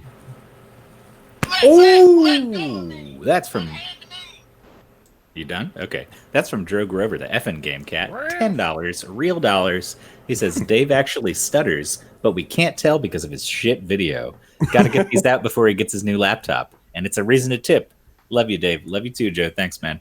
Yeah, I don't know when that new computer's coming. I read some reviews on the people I bought it from. And within the last month or two, all the reviews are 1 star. And they say they lied about how long it would take. It's going to be weeks and weeks and weeks and weeks and weeks. So you guys might get to enjoy more of this shitty laptop for the foreseeable future. Yeah. So fingers crossed. Excited. Good riddance. I'm really excited too. I don't know what's wrong with you people wanting to have the broken laptop. No, dude, I am it. too. I get it. But yeah, so now we've got 2 big things to talk about. Before we get to down the rabbit hole, first we're going to talk about the announcement of Pistol Whip coming this summer to PlayStation VR. Guys, this game I think is going to be kind of a big deal. Oh, absolutely. It is going to be a big deal. People are going to flip shit over this game. It's going to be in the top 10. If it gets well marketed and people know it's out there, it is going to blow up the charts for a little while, I think. I think so too. I think it's going to give Beats. I don't think it's going to get Beat Saber numbers, but I think it's going to give Beat Saber a run for its money in terms of attention and excitement and hype around it, and people playing it. It's going to kick Autica's ass in terms of community feedback and how excited people are about it. People like Autica, but people are fervently into Pistol Whip. It inspires this kind of slavish dedication to Pistol Whip. You're I fucking love this game. It's so good. Right. So Anthony Stevens over at cloudheadgames.com writes, we've seen the tweets, we've read the emails. At long last, we're ready to confirm we're bringing Pistol Whip to PlayStation VR this summer. And he says basically that it is going to be the same, all the stuff that's in the PC version currently that they're adding, they're going to bring over to PlayStation VR. And he says, by default, you only need 1 controller. This way you can brace your weapon with your free hand, like in a real action movie, badass. And he says it improves your accuracy and your form, earning you higher scores and making you look even cooler when you play. And he says, and yes, there is dual wield as well. So you can go full gun kata if you want. Dual wield is hard as shit. I'll tell you that, because the single wield, like he said, stabilizing, that's how I do it on the Quest. I just keep my left-hand controller pressed up against this one. Kind of like Crisis Brigade, when you're playing Crisis Brigade. And when I take my hand off, my accuracy is shit. I can't hit anything. So if I'm doing 2 like this, it's not very good. But it's got a pretty good aim assist, actually. So the news is... it's coming. Cloudhead Games has finally begun the PlayStation VR port of Pistol Whip. Now, this is... For me, this announcement was a little half-baked.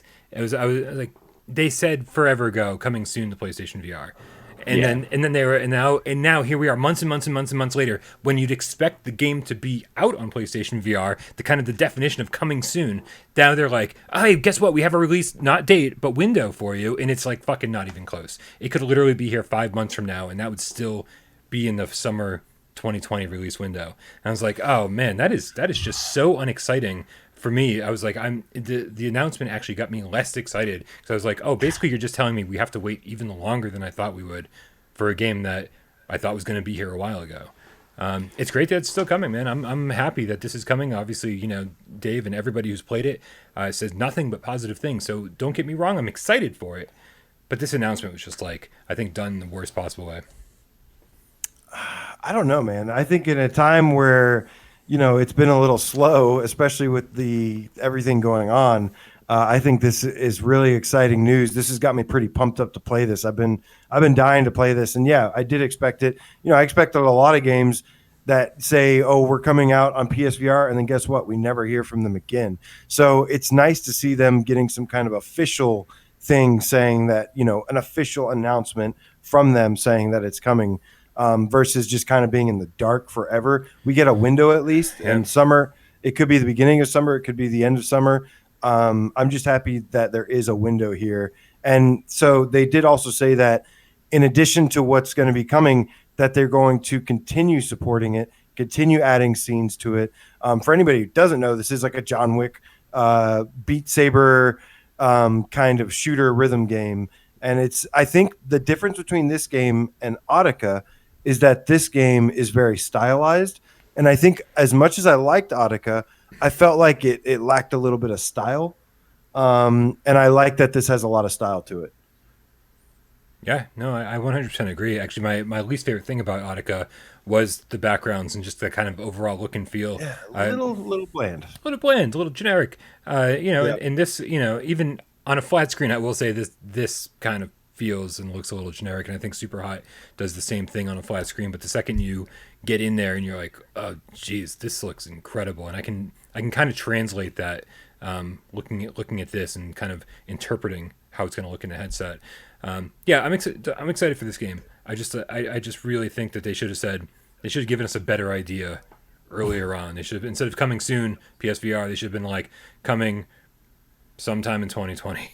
Like, just don't let us think that it's coming soon.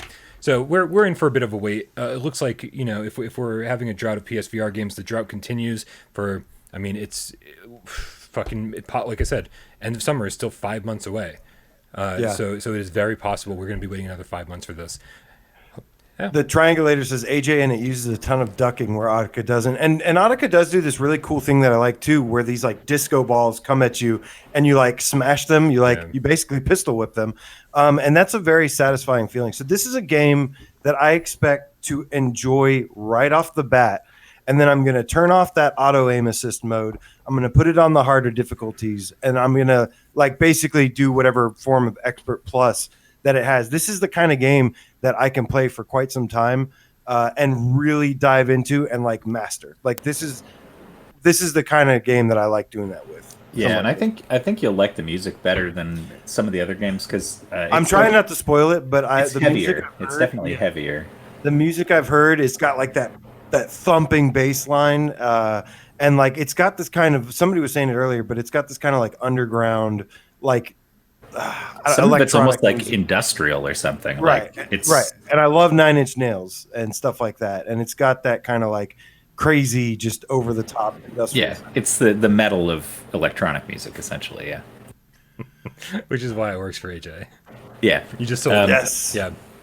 Dave, real quick, before we move on, I want to ask. I'm assuming that everything in each level, if you play a certain song or whatever on normal, the enemies appear in the exact same place every time. So it is yes, it is a fixed rhythm, and it's very much you can tell that it is with the beat because a guy pops up here, a guy pops up there, and then there'll be a flourish in the song where it's bump, bump, bump, bump, bump, bump, bump, and guy pops up, guy pops up, guy pops up, guy pops up. Got it. And it kind of indicates you have the freedom to shoot on or off the beat however you want, but it really indicates when they're coming out and when they're going to shoot at you. The game's built so your timing is best if you shoot on the beat. It's easiest to play if you're hitting guys on the beat because it's designed for that. But it's a pretty challenging game, to be honest. AJ, when you're talking about turning off aim assist and going to the hardcore modes and stuff, normal is pretty rough at the beginning. So it'll take a while to get there, I think. But it's worth it. It's a really fun game. Yeah, I expect that to be difficult, but like I said, Beat Saber was the same thing. Beat Saber was really difficult at first. I mean, it was hard for me just on hard mode at first, and then still. But yeah, I mean, no, not anymore for me. But I mean, I played a lot. Definitely, I don't talk for AJ in case anyone's confused. I speak for myself. This is one that I really want to see. As long as it's still fun, once you get into that brutal difficulty, then it's but I do like the idea that you get more rewarded for being on the beat. Because I mean, as a musician, you guys are both musicians too. Hell, a lot of game cats are musicians. whenever like there's something that's like precise timing, precise on the beat and stuff, it's just more. It just feels better. It's so satisfying. Yeah, I think it's got a cool middle point between like Beat Saber isn't about timing as much as most rhythm games. Like they don't time when your sword hits it and give you a good, perfect, great. It's about the angle of the slice and not messing up and all that stuff. Whereas Audica, I think pretty well.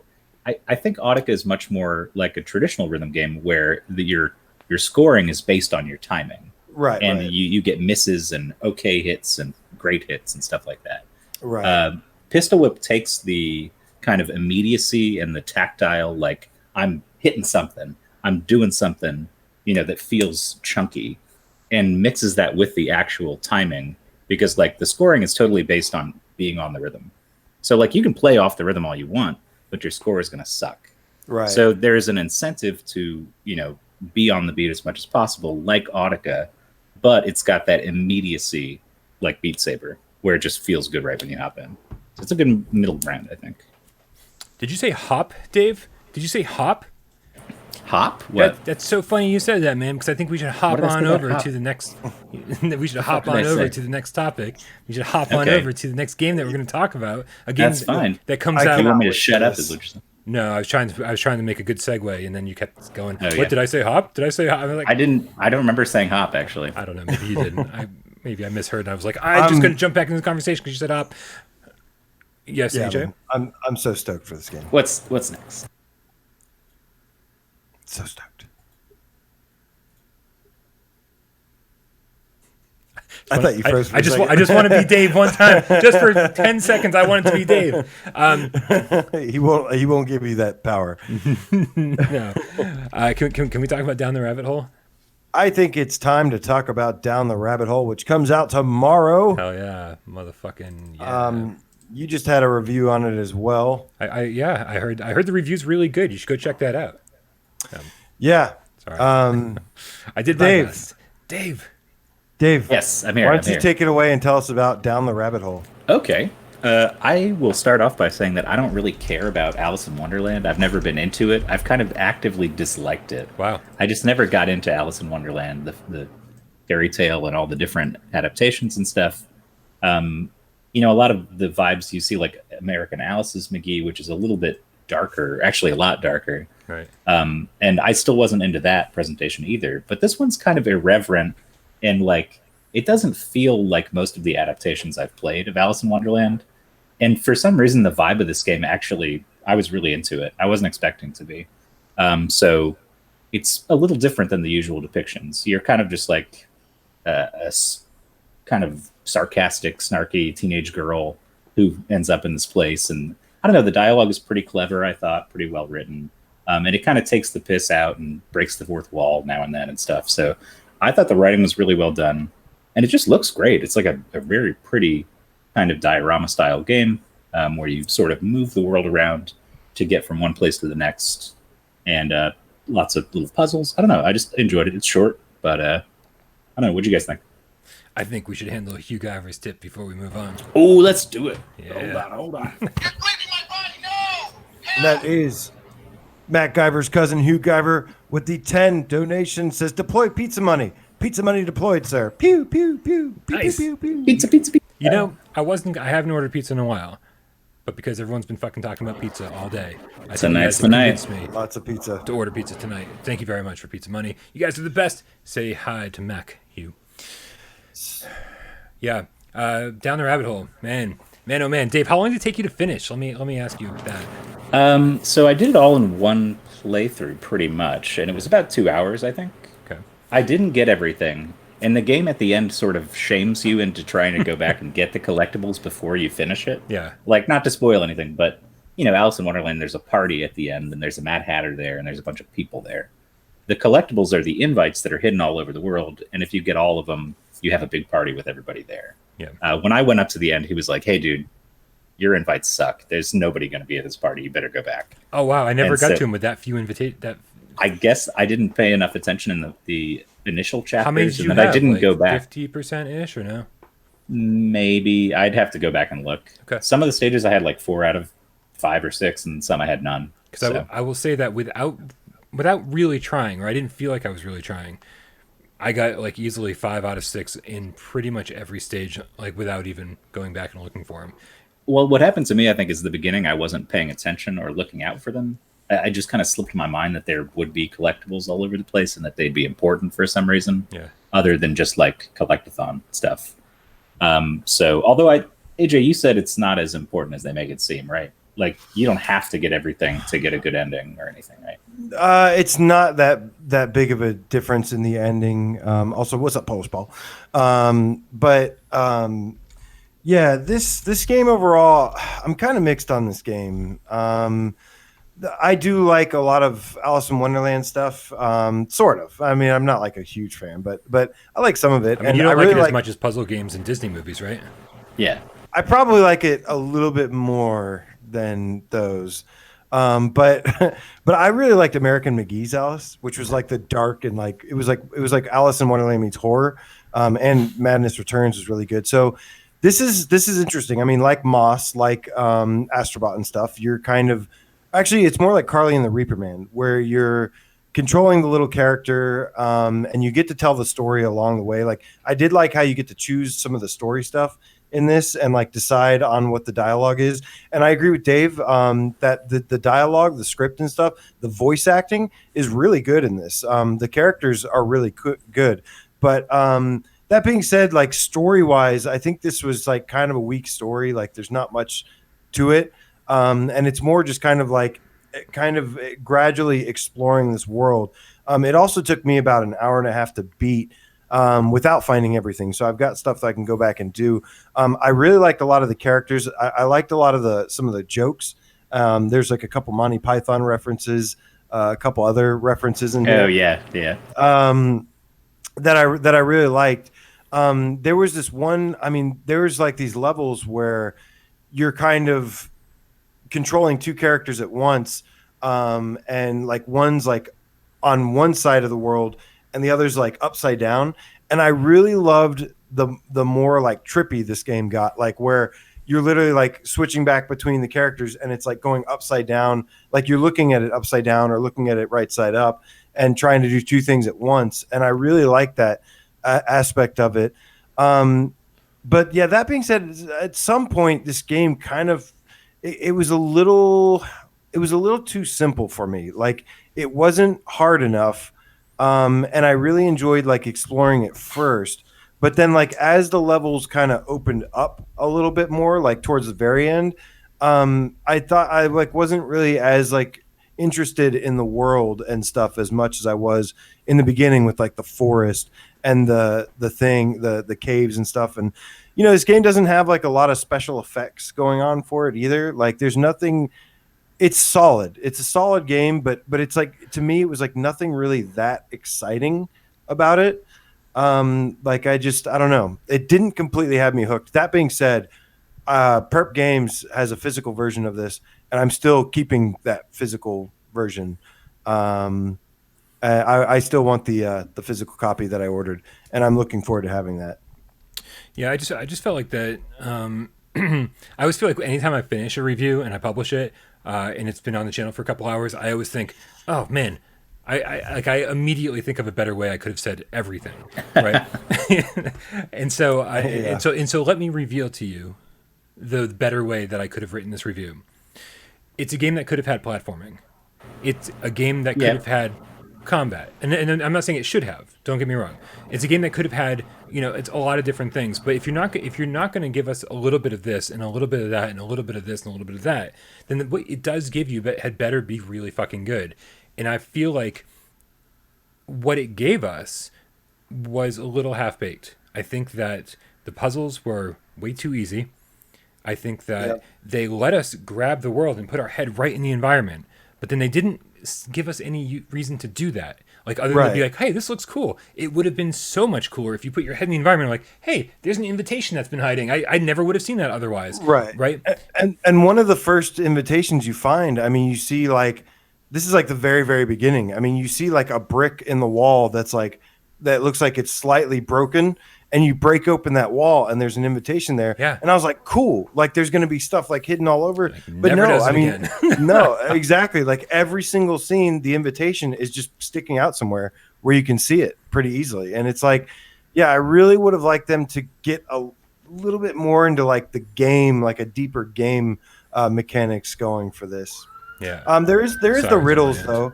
There's chests everywhere that have like a combination to unlock. Oh, So- did you guys figure those out? Because Yeah. I have no clue. Half of them. I Wait, figured where all did you, of how them did you out. find that? What? How? Everyone's a little bit different. But Where are the basic- clues? Yeah, you don't just well, look no, you around don't the wanna say environments. right now. Just look around the Yeah. environments. I would always find like one clue, and then I couldn't find the 3 other ones anymore. See that I would have liked that like integrated into the game. These felt versus very making What do you me- get? Do you just get invitations? There's an for doing that? invitation Is that in it? each one, yeah. Okay, Yeah, that's what I figured. I Yeah. would have liked these chests to be like part of like moving on to the next area versus like a key to move to the next area or something, or something to unlock the next mirror to travel around. Yeah, I think that would have made it feel more challenging. Because, like I said, Right. I was challenged by those, but I figured they were just some extra thing I could go back for later or whatever. Like, no big deal. Yeah. And really, that is what they are. But if they had been integral to progress, I would have had to go around and find all the hints and Right. put it I together, would- which is more puzzly. But I do think somebody in the chat said, Greg Hendricks says, I love these experience type games on PSVR, not much replayability. But if the price is right, it is good entertainment. Yeah. And that's really what it is. Talking about the gaminess of it here, I think kind of goes against what they were trying to do. Right. I think this is presenting like almost like a storybook. It's got. It doesn't feel like it's a game that's trying to do more than tell the story of Alice in Wonderland with a few different puzzles thrown in its own way, in a very polished, nice to look at package. It left that- it left a lot to be desired for me though, in terms of like storytelling. Like I didn't feel like it was a complete story. Like Bryan said in his review, you've got the Cheshire Cat, you've got the Mad Hatter, you've got all these characters that I really, really liked, but you just interact with them like once and that's it. Like there's That's how no Moss is too. You've got a big bad snake guy, but he's barely a thing. You just shoot him with a thing and he's gone. Something about Like that. this felt there's a different. There was a little bit more. I mean, when you look at when you're going through those storybook stuff in Moss, there's like a whole war that happened between the mouse people that like happened before, and They're the all uncle swinging was, their tiny little the mouse uncle sticks. was a part of it, and he's been captured by things, so you got to go rescue him. And it was just, I don't know. And there was a lot of exciting parts, like action packed parts in Moss too, and a lot of special effects, and the world was like all around you and stuff. I think I saw, and I did like how when you look up, like how you really are like in this rabbit hole, and you look up and you see like all the levels you've completed, and then you see like the thing going out there, and I did like that. I thought that was pretty cool. See what AJ was saying about, he was kind of referencing all these things that Moss does.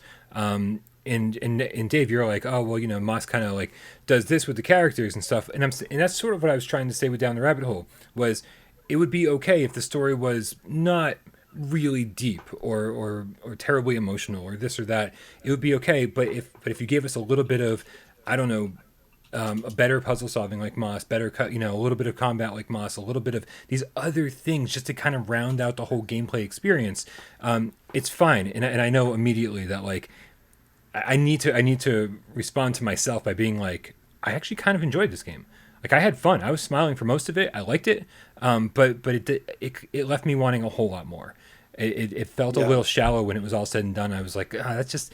I think I said in my review, it felt like more of an amusement park ride through Wonderland than an actual like trip. Like we're off to go save our missing pet, and this just seems like kind of a flimsy excuse to go do that. And it's fine. It's what it is fine, but it's not. It didn't make me go, oh my god, everyone needs to play this right now. It's just, it is what it is. Yeah, I'd say it's a solid 2. I like somebody was asking, like, is it wait for a sale? I'd probably say wait for a sale, but yeah, I mean, as much as I thought it was decent, and I don't really have some of the concerns you guys had, because I didn't expect anything out of this game. So when I got an experience of Alice in Wonderland that I actually didn't dislike, Right. I was like, that's good enough for me. That sold me on it, and it didn't have to be all those other things. But for $20, that's probably not sufficient for a lot of people, because it is one of those one-sitting games. Really, like I think if you took the time to find everything and you really wanted to get every single collectible, you could definitely make 2 or 3 play sessions out of it, but it feels like it's meant to be played in one sitting, honestly. Yeah. $20, it has to be either like a mind-blowing experience in 2 hours, or it has to be at least like a 4-hour game for me. Yeah, you got to take every game separately. It's tough to create those, it must be this, it must be that guidelines. But even like to get all the different endings and stuff. It's not like you just can't load your last game, run back and grab a few extra invitations, and then go answer the final question a different way. Like, you can see every ending in literally minutes. You don't need to. It's not like you need to start a whole new game to see the different endings. So even that, like where they tried to go, oh, we're giving you a reason to replay. They give you a reason to reload your last save and make a different selection. Yeah, like I said, if you're gonna get this, I'd say get the Perp Games edition. That's the one that I'm getting, because that's got, like, they still have some of them left. That's got the physical copy, the physical box art, stuff like that. It's got like these cards with it. Yeah, a deck of playing cards, right? Yeah, like the deck of playing cards and stuff. They're like signed from the developers. That to me is worth I think it was like $25, something like that. That to me makes this worth that price. But for a digital, it's like I'd rather see it on sale. Yeah, and not like a huge. I wouldn't look for a huge discount on this. I feel like the perfect price for this is like $15. Whereas like I forget 15, who it was, and I apologize to. Crap! I should check the comments real quick. One of the cats in the comments of the Down the Rabbit Hole review said, "So kind of like Curious Tale of Stolen Pets." And the funny thing is this feels like somebody took Curious Tale of Stolen Pets and made a game out of it, right? But not much, but not a terribly long game. So. Whereas like Tale of Stolen Pets launched at $15 and probably should have been $10. This is launching at $20, probably should be $15. So it's kind of funny to be like, oh, the right price for this game is $5 less than it is now. It's like, how do you set those prices? But in your head, you guys all know that when you play a game, you're like, oh, this should have been like a $20 game. Like you all have that in your head, and so that's the only thing I'm talking from. I don't know how much this thing costs to make or anything like that. Atmos VR says no branching in the storyline. I don't think so. I mean, this is the cool thing, is you do get to change some of the things. You get to change what your pet is. You get to change what your name is. You get to change like these things, but I don't think that because I don't think it changes anything story-wise like that, which I would have loved to see. It just changes like what literally is like said right then and there. And it's like, oh, well, that's what it is. And then it moves on. And, the pet might be a little bit different, but it's not going to make like a huge pet. The pet was adorable too. What was your pet? I did the lizard. I did the cat, of course. Yeah. And did it look pretty cool? I mean, it was a the lizard looked really cool. It's kind of dumb looking cat. I did the lizard too. Yeah. I was a lizard guy. But the ending can change, but the ending is not that much different. So subtle. It's so subtle. It's very, very slightly different. There's no like boom, exciting ending or anything, but it's okay. It's okay. So the final thing, what do you give it? Go ahead. No, what do you give it? I give it about a 6.5, and I mean that in a good way. Okay, Dave, are we giving this a number rating? Are you rating it?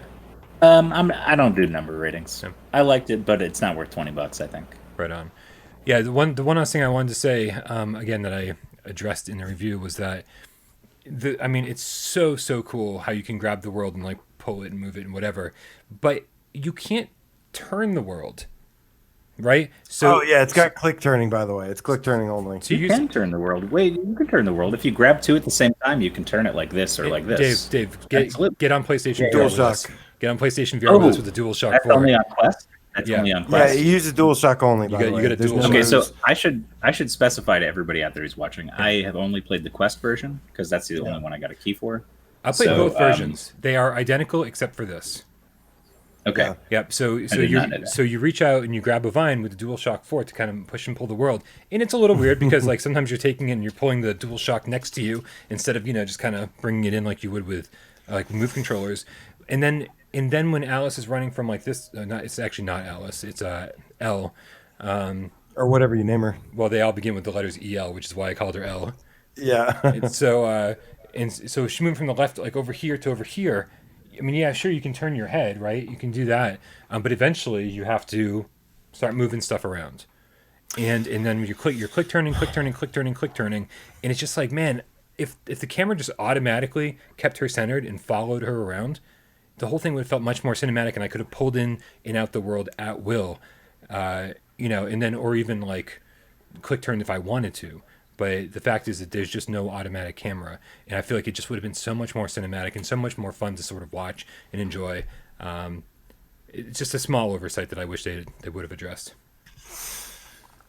All right, guys. Make sure you go check out Bryan's review on this same channel you're watching right now. If you haven't already, go check it out to get a full detailed overview of the game, get a feel for what it looks like. It is time to move on, guys. Real quick, I'm going to post a code in the chat, but don't get too excited. This is just if you have Borderlands 2 VR. This is a code for some keys in the game. Anybody can use this. And you can probably find it on AJ's Twitter account too, right? Is this like a thing you tweeted? That's right. What I figured. And these are good until it's publicly available info. But this just gives you some good loot. You take this to the chest in Sanctuary and Borderlands 2, and it'll give you some good loot to use until you unlock like some legendary stuff that you got to like grind for and stuff. Are we doing actual giveaways this time? No, I don't think we have anything to give away. Nope. I have one key of a game to give away. Hold on, let me see what it is.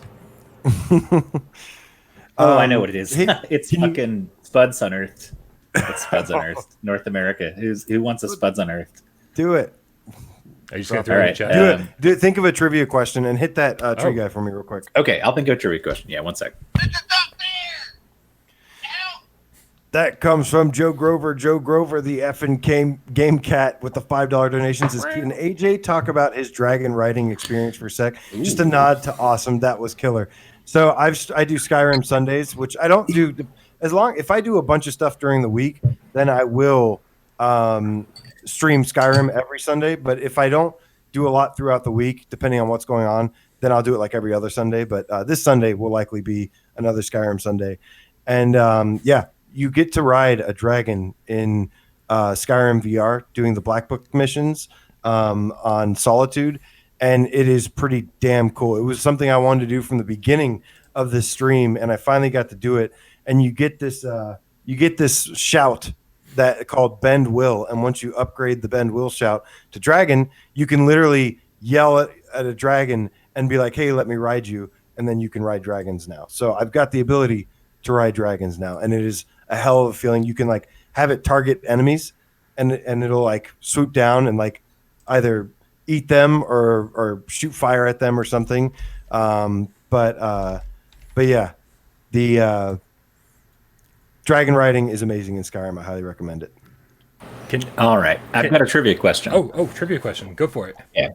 Okay, and this is going to be relevant soon. People will know more about this in the coming days, but they might not know yet. It's a little obscure. So, only answer this question if you're in North America and you actually want Spuds Unearthed. Can I participate? So that narrows it down a little bit. No. I don't want Spuds. But you're disqualified. It is fixed now. If you guys saw my video, they fixed all the shit that they did fix Spuds Unearthed. Yeah. Yeah. And it's okay. So here is my trivia question. First person I see in the chat to answer it on my end will get it. I know there's some weirdness. Sometimes comments show up different times for different people, but I'm just going to use what I can see here. So here's the question. Who is the guy who's involved with a company called Servios? And back in the day, he was seen in a picture where he hacked together his own VR contraption using PlayStation Move controllers and like a laptop strapped to his back and all this weird tech. There's a viral picture that went around at some point of this guy back in the old days. And now he is one of the main people at Servios. Perhaps the CEO, perhaps the founder. I don't know for sure, but is somebody will know. That Bryan is interviewing soon? Is this somebody that Bryan got blown off for an interview today? Did you already announce that you're interviewing? Will people know? I announced it in the Discord, but I did get blown off. We're right, looking for a time to reschedule. Knows. Yeah. Yep. If you're in the Discord, you'll have a leg up on this one. All right, good luck. Just name everybody you know just start naming people from Servios. All right, Justin got it first. Nathan Burba. That's it. Nathan Burba. All right. The only congrats that came in. So, Justin, you really want Spuds Unearthed? I'll send it to you, man. Bob Ross. I like it. I already have your PSN, so it should be easy enough. Giuliano, there's no release date for Pistol Whip, just summer. The release window. Preacher says not worth the effort to find this out. Well, Pretty true. the point of trivia is that you'll already know the answer. It's not that you go research it while the question is being asked. Right. Yeah. Right. But if you feel like cheating, Yeah. hey, whatever. Well, All right, there's no guys. need to cheat anymore. Justin won already. Oh, he's already got it. Justin, I said only apply. Damn, you fucked the whole thing Justin, up. All right. you don't know how Need to another. I said All right, think specific. of another one. Another one. While you're thinking, I have to say, shout out to Hotcakes because Hotcakes Wait, is. where? What do you mean, what, where? Did you spot a hotcakes? Shout out to Hotcakes because he's been watching this channel for fucking ever, and I think this is the first email he ever sent me, ever. Right? He submitted a viewer takeover intro. Sent me an email with the with the subject line, "Okay, you 20 goddamn minute son of a bitch." I was like, that is absolutely the best subject line I've ever gotten in any email ever. I was almost like, what is this? I almost like just deleted it. I was like, oh, this must be spam. And then I was like, wait a minute. It's Hotcakes. Pretty awesome. All right, I got my second trivia question. All right, what do you got? So this item that I hold in my hand here, can somebody tell me, A, what game it's from, and B, what do you use it for? Or how do you get it? Or just any info you know about this thing. Anybody who knows, can you see it? It's so reflective. Yeah, I see what it is. So reflective. I know what it is. But I'm not going to say the answer. Hold on, Juice. maybe if I turn the light out or something. All right, guys. Yeah. So And only good luck. answer if you want the game, guys. Yep. All right. You probably so, can't see that. God damn it. All right. It is a PSVR game. I see special coin on there. You'll know well enough. Yep, it is a special coin. So, anyways, time to move on. We have a lot of games to talk about still. We have a huge sale going on in North America. So, Brian's favorite section, we're going to run through each and every game that's on sale. Tell you our quick thoughts on it, whether we recommend it or not. This is good. This is a nice mix-up. And looks like Kyle PSVR got the answer. If he doesn't have Spuds Unearthed already. So here's the thing. I might want to give it to Elbert because I did ask for what game and what it's used for or some info about it. Oh, well then So that counts. Elbert was the first one who said accounting plus to get into the secret room. Yeah. So well, there you go. if you want Congratulations. Spuds, Elbert, I'll send you the Spuds. We're already friends on PSN, so I'll get to you after this. Yeah, Wow. nicely done. I missed the second part of that question, but if that was it, then that's it. Ripop Nicely also done. got a good, honorable mention to Ripop for getting that. Gotcha. All right. So the first game on sale is Transpose for $7.99 with Plus. It's 50% off. If you have PlayStation Plus, then it's 60% off. $7.99 for Transpose. Guys, this was the puzzle game that broke me. The puzzle game that made me like puzzle games. They were already talking about it in the chat. It's the opposite of Form, where it doesn't look all flashy, but it's a deep ass game and it's freaking amazing. I absolutely love this game. It's on our hidden gems list. What about you guys? Yeah, that's a great game. And one of my favorite things is that it's not exactly like a lot of the puzzle games we play have a very specific solution. And if you can't figure out exactly what they want you to do, which can be kind of obscure, you're stuck. Transpose, you can kind of make your own solutions if they work. Like there's ways to they've talked about in interviews how they like seeing people come up with something they never even considered that actually works, maybe even quicker than what they came up with. So there's some freedom there to kind of approach it the way that you want. But it's such a cool concept. You're playing with past versions of yourself to solve a puzzle, a lot of spatial reasoning stuff. Like if I put this guy over here and he throws this way, can I catch it? And, that sort of stuff. So yeah, it's good. Yeah, basically just creating duplicates of yourself and basically creating a series of actions to solve a puzzle. Surface level, I go, oh my God, I can't handle this, right? But they do ease you in really well, where they say, hey, here's a basic puzzle, go do this, and here's how you kind of like do this. And at first, you're basically just trying to get a cube into a hole at the end of the day. But the way you do it is, keep going. Thanks. It's the story of life, really. Just trying to get a cube in a hole. At some point, you do it. I think we need to compare pictures because I don't think that's accurate. That's not how you're doing it? That's how I've been doing it. I've seen quite a few cubes, and they don't look like cubes. Anyway, yeah, it just seems overwhelming at first, but they do ease you in, and I got to say, at a certain point, I was like, okay, this is now officially too much. You walk into every single puzzle and you're just like, you look around and you're like, I don't even know where to fucking start with this. And so, Sorry to interrupt. Joe Grover, the effing GameCat, $5. He wants us to read the preacher's comment out loud. oh, what's the preacher's Which comment? his answer was, "It's one of the pieces of silver you got for ratting out Jesus." He Wow. says. So it's a, Wow. a Judas joke. Wow. Yeah, I think that's our first Judas joke in here. I think so. Rody the Game Cat Meow says this is 1,000 times better than the Fisherman Tale is. I agree. This isn't as like flashy and stuff. I mean, it still has good things. The thing about this game is it starts kind of dark and gloomy and sci-fi, but as you go, there's 3 worlds in this game, and as you get to each one, the music starts to pick up, and like the colors starts to pick up, like it gets brighter and brighter. And this game really just blew my mind. Absolutely, I really amazing. like what Justin said. He said, "This game will make your brain evolve. Fisherman's Tale will make your brain smile." I think that's a good way to describe how different they are as puzzle games. How did this comparison start? Why? People in the chat started talking about Fisherman's Tale. Because I was Yeah. going to say, they really can't be, I mean, other than being puzzle games, they couldn't be any more different, really.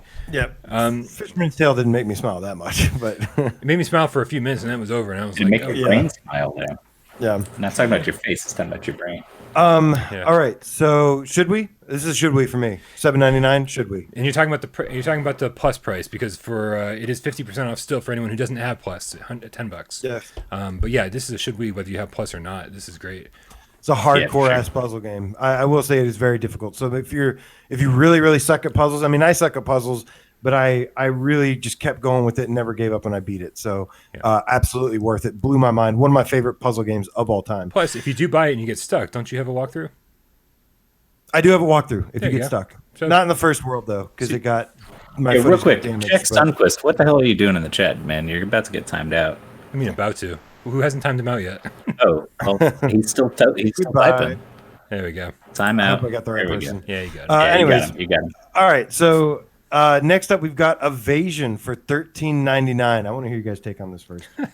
Well, hold on. Before we say our thoughts on the game, when this game launched, it was $40. Right. Evasion was Yeah, that's $40, and I will tell you what Evasion is.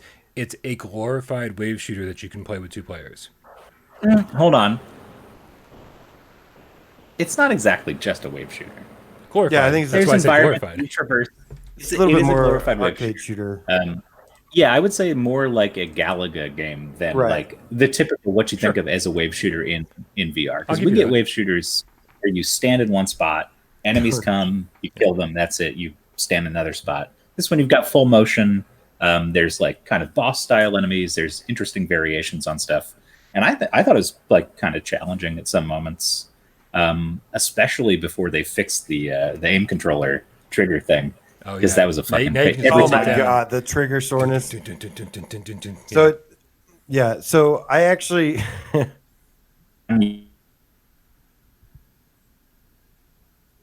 You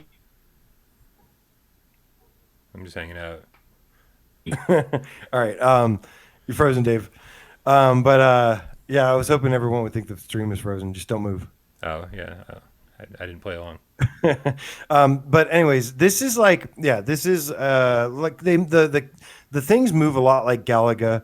It's like a bunch of robot spiders and stuff, and each character has like, they use like the aim controller in this game, and it actually I did like this game solo, but it does have co-op as well. So it's good solo, good co-op. I would actually say yes to this. I think this is a great price for this game. And I enjoyed this game. I think $40 at launch was the only real problem with it. It also looks pretty good. But yeah, this game has some good-looking moments for sure. I think so. I think it has some good-looking stuff in it. I thought every stage looked way too much like the stage before. I was just like, but I was hoping, you as you progress, like I was just like, oh, there's more desert and metal, more desert and metal, more desert and metal. I was like, oh, It does have a metal soundtrack. there's that. It has like a Doom kind of soundtrack, like a Doom light. But it's for this price, man. I'm totally on board. Like, just the fact is like when this game came out, it just seemed like how are you charging $40 for this? And for like, what'd you say, $13, $14?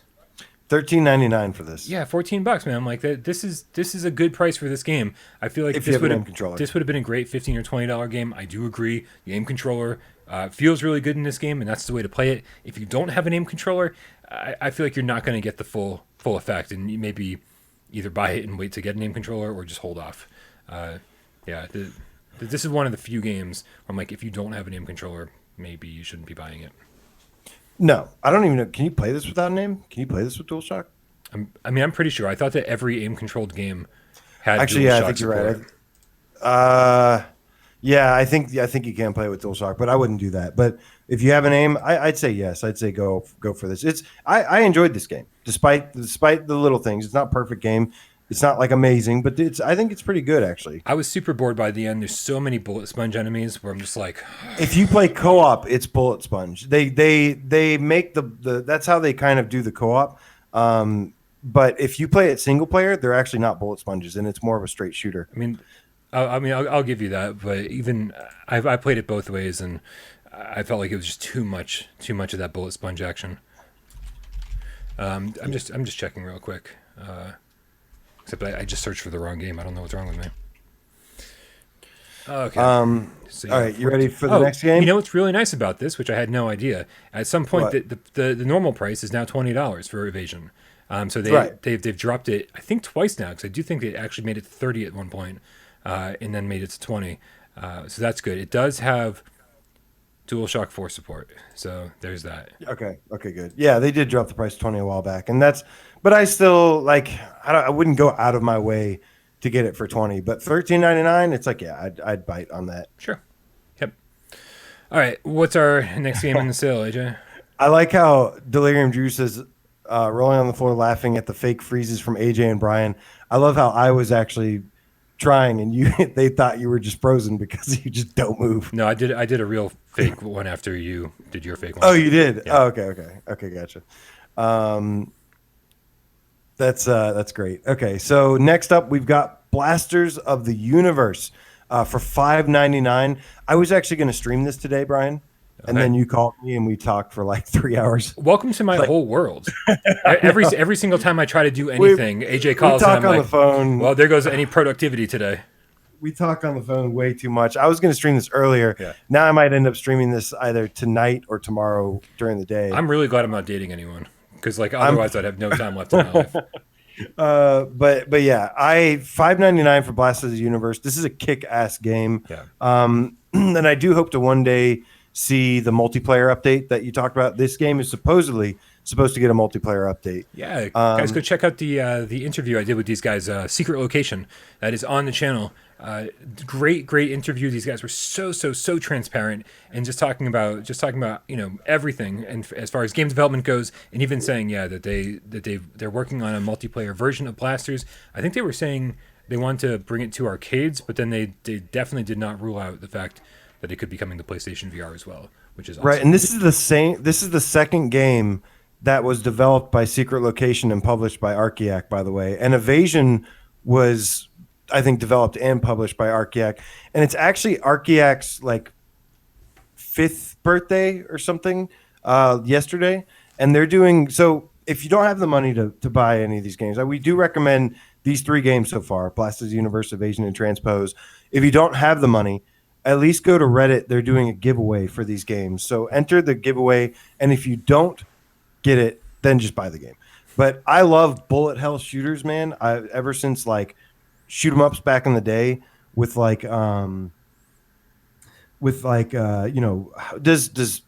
Einhander count as a bullet hell? I mean, Sure. it's like a side-scrolling shoot 'em up, but Sure. I wouldn't. I wouldn't be the first category I put it in. When you I'm trying to pictured think all of, these Dreamcast games with thousands and thousands of bullets on the screen, where Ikaruga. yeah, perfect. Yeah. Right. What about I'm trying to think Radius. I'm trying to think of all those old school ones, like Darius G or something. Yeah, I'd have to go back and play it.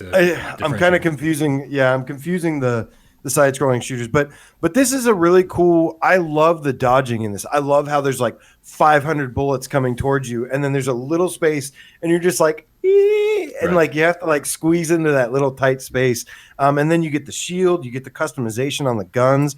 I really like this game, and it's just completely over the top and colorful. it's got this like 80s thing going on, which some people might like, might not like, but overall, I still liked it. I made it. I'm back. Dave, what do you think of Blasters of the Universe? Now that we have you for a second. It's hard as balls, but it's pretty fun. Yeah. I mean, like you guys were saying, I heard some of what you were talking about. Bullet hell. It is certainly a bullet hell, and I love the concept of your face being the hitbox. Right. You know, because like that's a really cool concept, and it's not apparent at first when you start it up that you're playing a bullet hell until you see the fucking waves of shots coming at you, and you're like, oh, I guess that's what we're doing. All right, yeah. But the weapon customization is really cool too. I mean, there's tons of stuff you can do with that. I didn't even scratch the surface. There's like hundreds of combinations. So yeah, it's a really solid, well-made game by a company that I think we all like and respect. So, yeah. And I liked Space Pirate Trainer 2, which is also a bullet hell. Space Pirate Trainer is not as bullet helly though. No. And you have more. Not as classic bullet hell. The best I can describe it is like there's waves of enemies. They're shooting a lot of bullets at you, but you are embodied, and anywhere it hits you in your body, you have like a shield to protect and stuff like that. But pretty much you have your tools to react to that on your person. In this, there is no like shield that you hold up or anything. Like your face is the thing, and you just move your face the whole time. So it's a little different, but I think Blasters is more intense. I'm sorry, guys. The giveaway ended, but we're still recommending between Transpose, Evasion, and Blasters. Look into these. We recommend all three of these so far. If one of them looks better, if one of them doesn't look like something you like, then don't get it. But if there's one of these should look appealing to you, and if they look slightly appealing, then we're saying get it. Next we have Tohu Kabuto 5 Burst Battle. I have to assume I'm the only person here who's played this, right? I played I think it. Brian's played it too. Oh, you never streamed it, did you? I don't know. Probably not. Maybe. I don't remember. I All right. almost played this because it looks like an RPG. Oh, It's not an RPG at all. What it is actually is a fighting game where you have little girls who basically control like virtual on. Would you agree with that, Brian? yes. Yeah, it's like schoolgirl virtual on essentially, and it is essentially the fighting game in VR, which we don't have many of, but it's pretty clunky, and I don't think most people would enjoy it. It's like playing a Dreamcast game on your PlayStation VR, and I think the camera's like click turning and stuff too. It's all third person, but I can't recommend. What's the price for it? What would you? $7.99.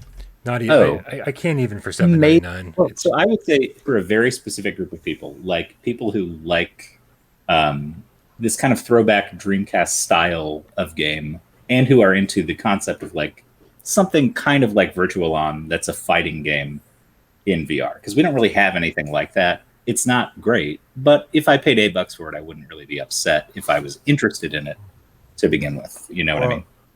I might have to check this out then just to see. I'm so not interested in it. I don't even have a trailer ready, and like it's not download. That's funny because it's like I thought you loved like anime girl stuff. Oh yeah, absolutely. If you get a cute anime character in your game, usually I'm down. But man, it's like the fighting. I didn't like the fighting, and it was one of those where, if I remember correctly, you can't even play every mode in VR. No, you can't. It's like it's like just okay. So the story mode's separate than the VR mode, and I'm like, okay, I'm not interested anymore. How would you compare it to Croy Lure Sigma? Remember Croy Lure Sigma? I've never played that. Did that get PlayStation VR support? Oh, it totally has PlayStation VR support. So actually, I own the limited run version of it. Oh yeah, go check it out. Stream it. Yeah. I want you. All right. Okay. Well, you guys have great. We found the PlayStation VR game that I haven't played. I own it, but I haven't played it. Interesting. Oh, yeah. All right. Are we ready to move on? I God, don't. yes, please. Ready to move on. Yeah. These people know so what it is already. Smashbox Arena for $4.99. Yes. It's a fun game, but I don't think anyone's playing it. I think if Actually, everyone got together. Okay, so what I'm saying is, if our GameCat community is playing it, then you guys can get it and play with us. But if you're not already part of that whole scene, you're not going to find randoms to play with. It's basically like a game is dead unless you make it alive by bringing the whole party with you. All right. So, Niculo, I know you play this a lot. Does anyone ever on, or do you have to get people to play? You have to get GameCats to get this game going. But it's kind of... If you guys don't know, it's like a dodgeball shooting Dodgeball game, guns. pretty much. Yeah, dodgeball guns. If that Dodgeball sounds guns. exciting to you, I mean, it is fun for $5. It just kind of feels like you're gonna play it once or twice with your friends when you get them together, like once every 4 weeks or something, and then you'll have a fun time. I don't know. Yeah, no, this is for me. This is absolutely worth $5. I had such a blast when this first came out, and everybody was playing it all the time. Man, I had so much fun with this. I spent so many hours playing. It's if for anyone who hasn't played it, part of the gameplay mechanic is the movement. There's no full locomotion at all. You basically toss out this little top, and like it's almost like a counter. You throw it to the top, and then 2, 1, 0, boom, you teleport to where that top is. And it's all part of the strategy. So like if you throw that top behind somebody and they don't notice, then you're counting down, and you can even turn to get ready so that when you teleport, you're gonna shoot them in the back with your dodgeball guns. People are shooting dodgeballs at you, and if you don't have one in your hand, you can catch it and then shoot it back at them. I mean, it seems so simple, but the strategy is pretty deep. And it's 3v3, I think, right? I can't recall the team size. These guys in the chat will definitely know, though. I'm pretty sure it's 3v3. Okay. And guys, honestly, for $5, like, buy the game and then join our Discord server, and we'll get some games together in the multiplayer meetups channel. It's so much fun, but be prepared. Like, I don't like teleportation and quick turning. Well, guess what? Don't worry about it. That's it's all it is, it's actually part of the mechanics in this, and it's a total blast. I love this game. Cool. All right. So next we've got Infinite Mini Golf for $4.99. Absolutely no. And I'll tell you why. This game pissed me the hell off when it first came out because it doesn't have move support. It's DualShock 4 only. And it's just stupid. Get Everybody's Golf instead next time Everybody's Golf goes on sale. I hate Infinite Mini. I love golf games. I played a shit ton of golf games, and I really, really love them. But this one, I was like, no. I'll say there's a lot worse games out there. I know it pissed you off personally, but there are a lot worse games out there than Infinite Mini Golf. And two things it has going for it. There are custom created stages, and you can create your own, although not in VR, unfortunately. And then second of all, wait. What about not in VR? You can make stages, but not in VR. You can't create them in VR? When you're creating them, you're staring at a flat screen in front of you. So it's kind of like essentially creating it on a 2D screen in front of you in VR. I think that's how it works. It's been a while. And then what they're saying, Infinite Golf isn't first person, and that's true. But I think that if you're into mini golf a lot and want just like a big variety of courses with some more, like Everybody's Golf is golf. This is mini golf. It's a whole different thing. And I love mini golf. But again, I think you're disappointed or you hate it because, or you're angry about it because of things that you wanted it to do that it didn't do, not because it's a bad game. Right. Like, I think plenty of people could be satisfied. Like Zen Studios makes solid games. Pinball FX made it on one of our top 20 lists. And as far as polish and quality, you say that with such pride. I'm so confused. Oh, I'm just saying that just for everybody's make sure we're all on the same page here. Yeah. But yeah, no, I'm not going to shout from the rooftops that it's a great game, but I think it's not. AJ is scoffing at me like it's a piece of shit. But it's I think it's a piece of shit. So I say no. Wow. Dave, you say what? I say just because you're being so aggressive about it, I would say if you like mini golf, I would say maybe check it out at least.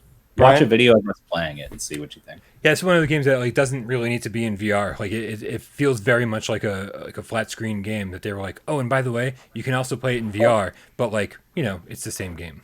Even third person VR adds something to games. No. It's just nice to be able to look around and be like, it doesn't feel like a VR game like people are saying, but it is a step up from just looking at a flat screen. Yeah. So.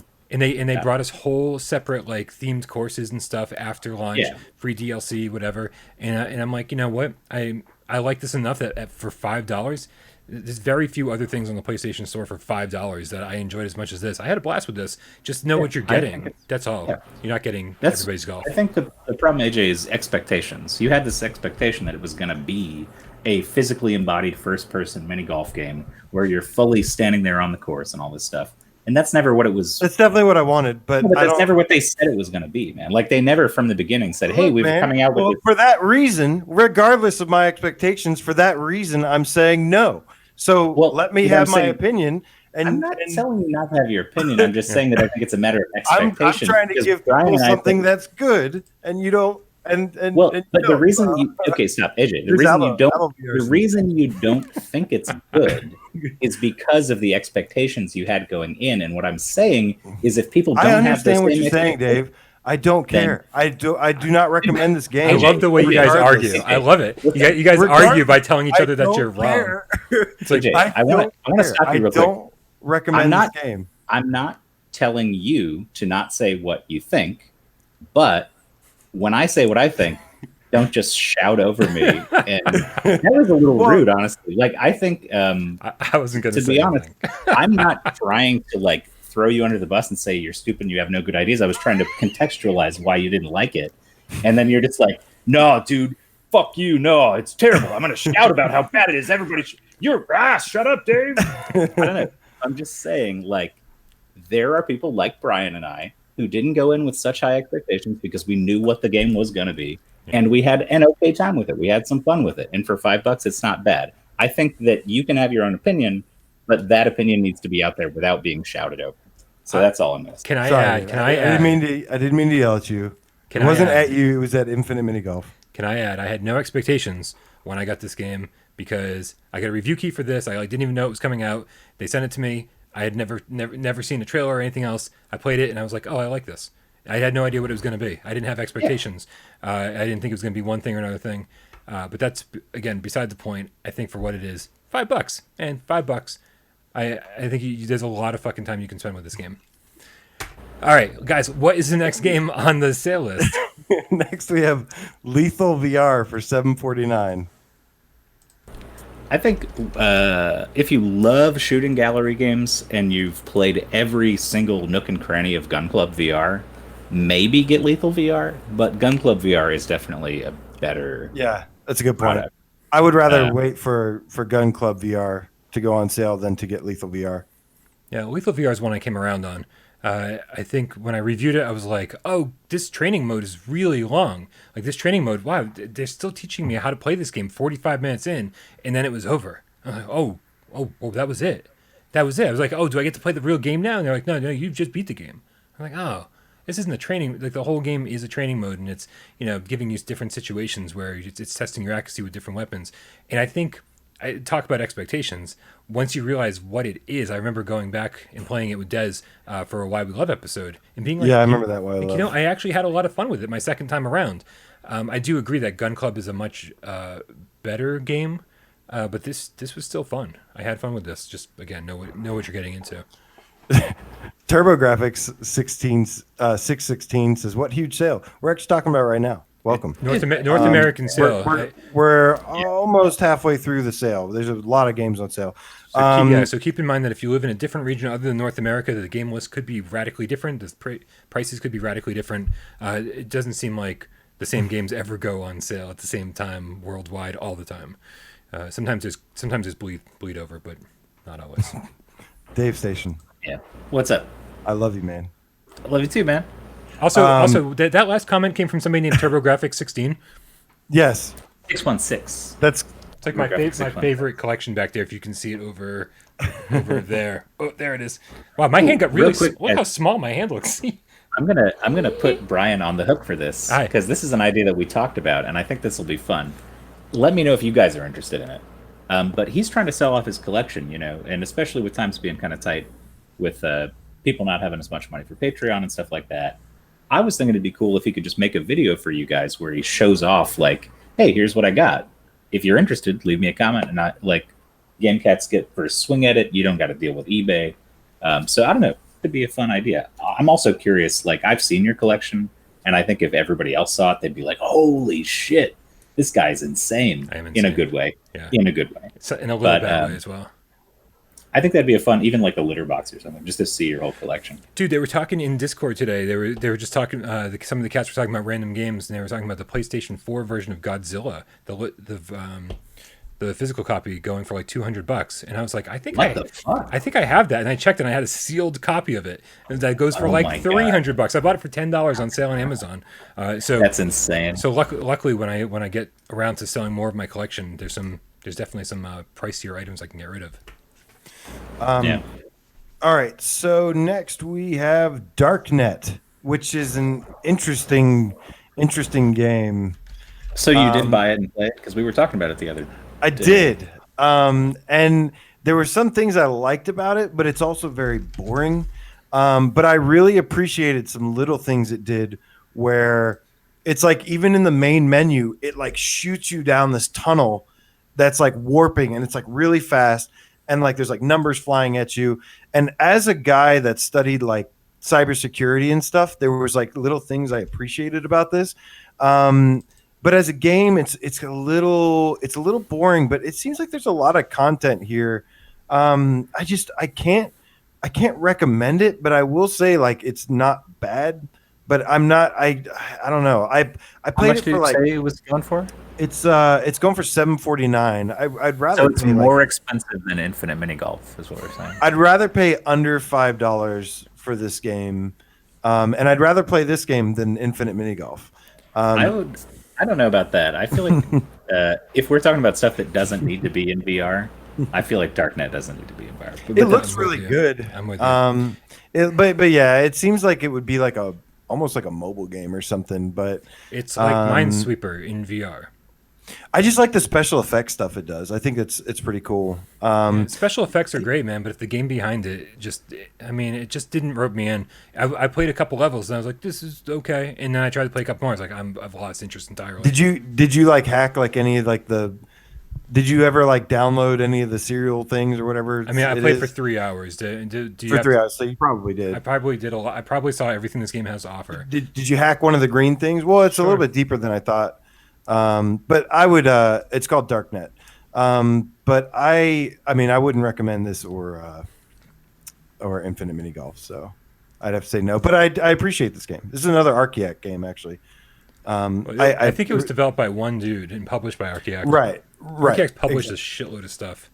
I was very surprised to see how many games they published. Atmos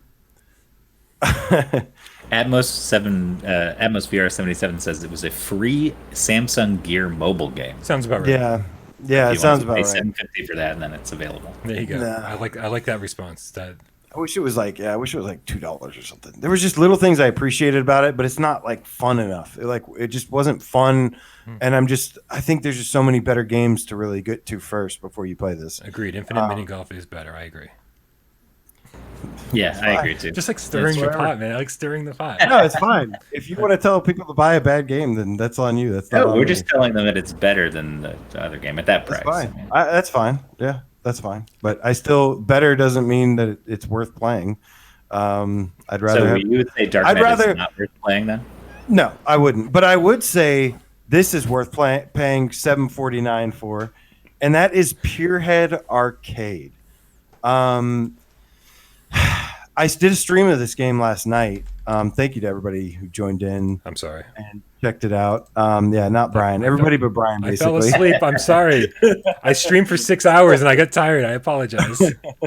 No, I'm just it was a great stream, by the way. But Greg Hendricks, it is kind of like Minesweeper in VR. Yeah, a lot of people are saying that. Yeah, it kind of is.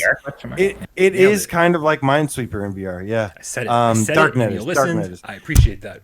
Yes. Darknet.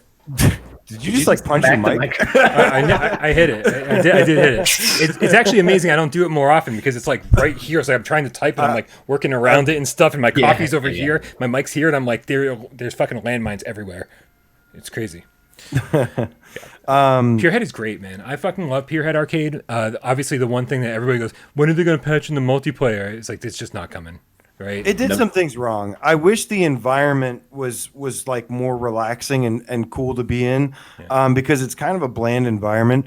But this is really all about the arcade mini games. It's got your whack-a-mole, but it's like called like Dino Bash or something. It's got your basketball. It's got like a boxing thing where you punch these pads pop up and you like have to punch the thing. It's got bowling. It's got this penguin slide thing. Ooh, penguin slide's my favorite one. I spent hours with penguin slide. Yes, that is. I was trying to beat Dr. Doom's score and I just fucking can't. Oh. So many game cats. There's so many leaderboards to go up against in this game. It's got global, local, and friends list leaderboards in Did you this. say global? Yeah, it's got global I leaderboards. just global. Sorry, I'm just giving you a hard Global? time. Global. Global? You probably didn't say global. You probably No, I said global. I know you did. I'm just yeah, this is a lot of fun. I will say I like all of the games. I don't think there's a game on this that I don't like. Where I think like carnival games, I'm like, there's like half of them. I'm like Summer Funland. Oh, Summer See, Funland, Summer like half of them Funland- aren't even fun.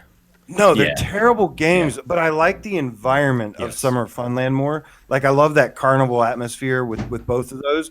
But this has the thing, and then you've got like the little prize counter where you get all these little. I went to the soda machine, got a bunch of sodas, stacked them up, got a battle tank thing, and started steering it around and started like shooting the cans over and stuff. And it's like there's like things to do in this. Like there's a lot. It's just like you said, it's kind of a ghost town. It's like a ghost arcade, like a haunted arcade looking thing. Oh, the zombie shooting game, where the zombie western, where they pop up and you have to cock the shotgun and like shoot those. It's got some good mini games in it. For $7.49, I think this is a pretty good deal for this. Yeah, no, I mean it's pretty good. Like you said, all the mini games are fairly fun. I mean, there's no stinkers really, but I think the thing to me that's most important about this one is the prizes you were talking about, because there's no real like exciting benefit to completing stuff at a high score in those other games we were talking about. Like you can get toys in carnival games, but you can't do a whole lot with them. They have that little testing play area So where you just dumb. throw shit I hate around. it. It's useless. Yeah. Whereas with this, you can like fly drones, like race RC cars around and shit. Like Play ring there's- toss, yeah. exactly the I feel like the prizes are worth trying to get because they're as fun as the mini games a lot of the Right. time, just to get all this stuff to fuck around with. So for me, that's what really puts it above those other games. Yeah. I- Bob Zarkoff, the Underground Dave Station Game Cat, says Pierhead at least needs some AI to make it feel like there's other people in there. Like I said, that's the big downside to it is that there's no multiplayer and there's no AI, so it is very it is kind of lonely. Yeah, they But- should have done that thing like Operation Warcade, where there's just like a bunch of people standing behind you, like watching you play and stuff. Right. Some stuff Or going just on. like just like they were kind of crappy. You could knock them over and they'd be like, "Rah, rah, rah." But they were there at least, you know. It is funny No that, person. yeah. Sorry. No person says there's a sequel on PCVR, but it's way worse. Oh, that's a shame. It is funny that we got with Pierhead, with Carnival Games, with Summer Funland, we have three games that kind of go for similar things, and each of them sort of nail something that the other one doesn't. Why can't they just combine all three of them? Because Summer Yeah, Funland, There's good stuff in all of them. Summer Funland has some really cool shit. So does Carnival Games, man. Like they all have games in them that I really liked. and just the look of Summer Funland, and some- just walking through that park, I was like, oh, this just looks and feels cool. Yeah, it's got the roller coasters and stuff, and then I would say Carnival Games and Summer Funland have higher highs, but Pierhead is more consistent. right. Like Carnival Games, when you play that climbing game, there's nothing in Pierhead that comes anywhere close to that.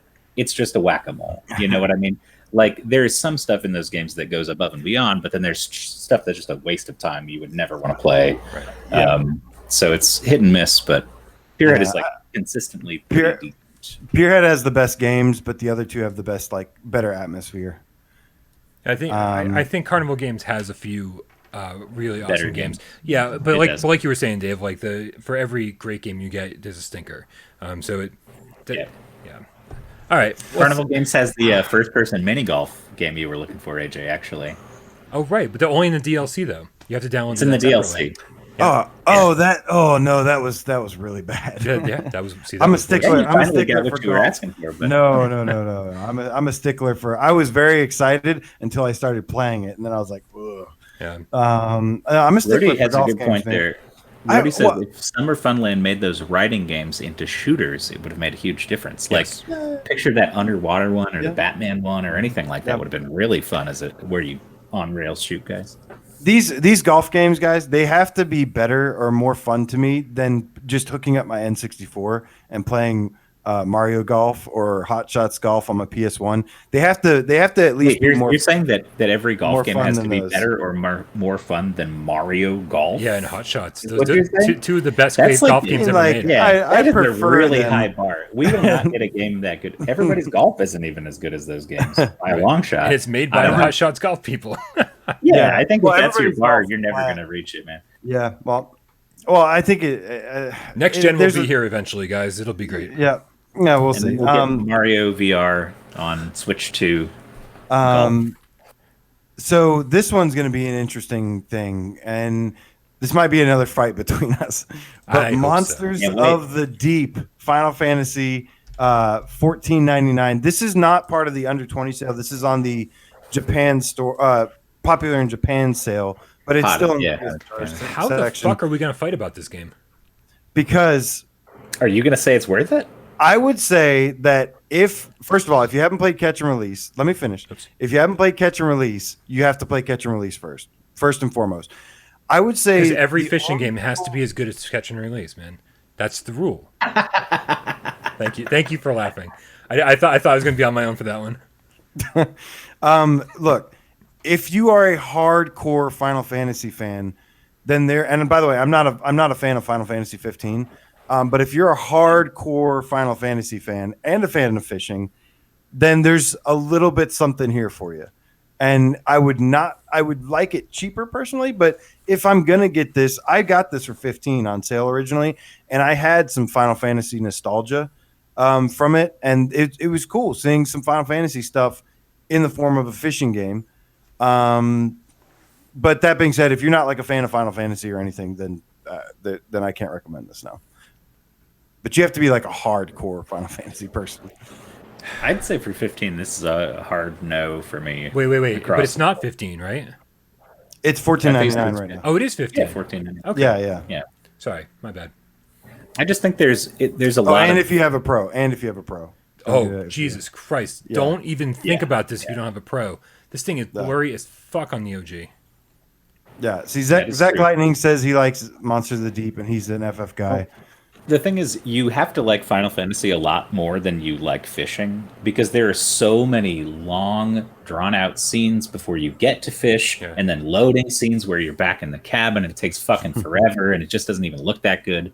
It's like it's not for people who want to fish. If you're a big fan of FF15, and like so, you said you had some nostalgia for Final Fantasy. Yeah, I'm not a fan of most- 15. I actually hate but- FF15. Well, but most of this is Final Fantasy 15. So I even know, people who are fans are going to be like, I don't relate to these characters because I don't even know these fucking characters because I No, never played it. but I Like- like Final Fantasy, and there's a lot of Final Fantasy lore. There's like a if- chocobo or something, or like what? there's like cactuars, yeah, there's a lot of creatures and stuff like that. So and some of the music is that same style. So in that regard, yes, I did like it. I did enjoy it. And I don't think you guys are like big fans of the shooter stuff where it turned into like kind of a shooter, but I thought it was kind of fun. There's also metal in this, which is a nice little plus. That's probably why.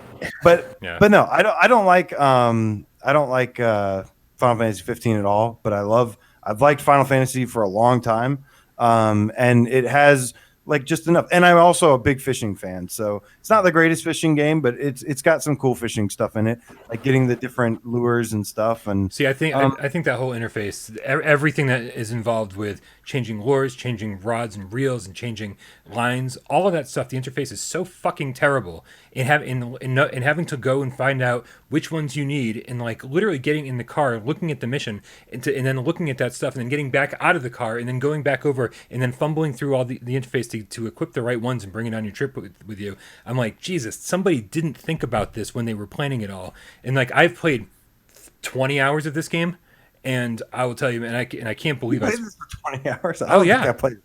Well, I think I Yeah, I played this for 20 hours because I played through the entire story. I played through a bunch of the beat competition it. stuff. Yeah, I played through all that too, but I don't think it was 20 hours. No, but you can keep playing. You can keep it's like you can keep playing endlessly, and it'll just keep bringing fucking shit up.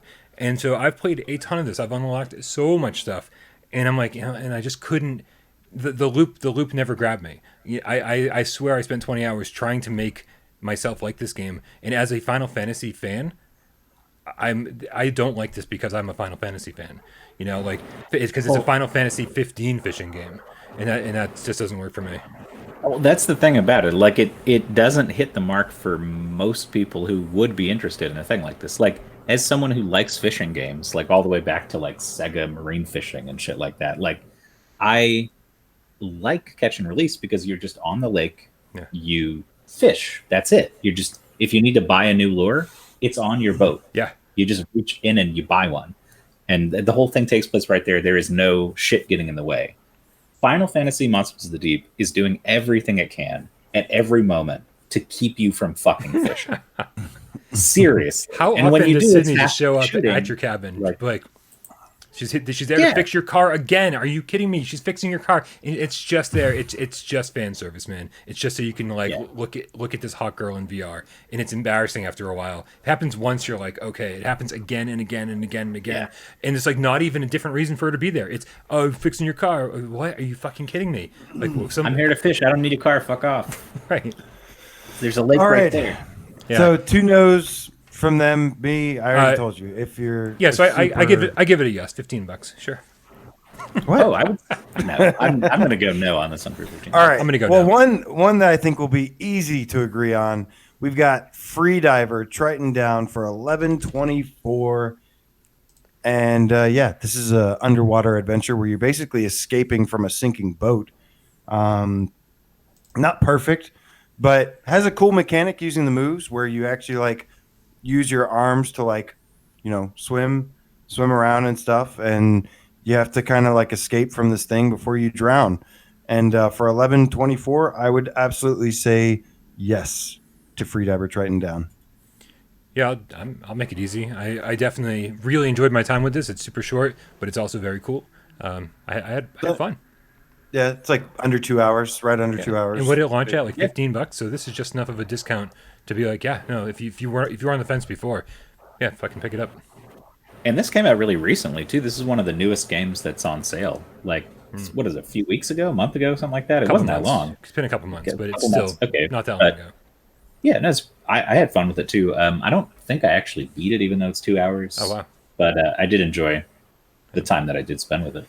Yeah, I mean the story's whack. The characters are whack. The everything lore wise is pretty whack. Brian, are you looking in the chat? I'm not, but I will now. Orseek says Kowloon's Gate is under $10 on the Hong Kong store. Oh shit! Under I think we $10. just have a That's the best thing of the sale. Fuck Candy the North love. American region. Everybody go to the Hong Kong, make an account. Under $10. Shit! It looks like we have a winner. Ask me. That's really goddamn good. Yeah, I'm actually gonna make a Hong Kong account tonight and go get that. Because Hong Kong's the last account that I need to make, and I haven't done it yet.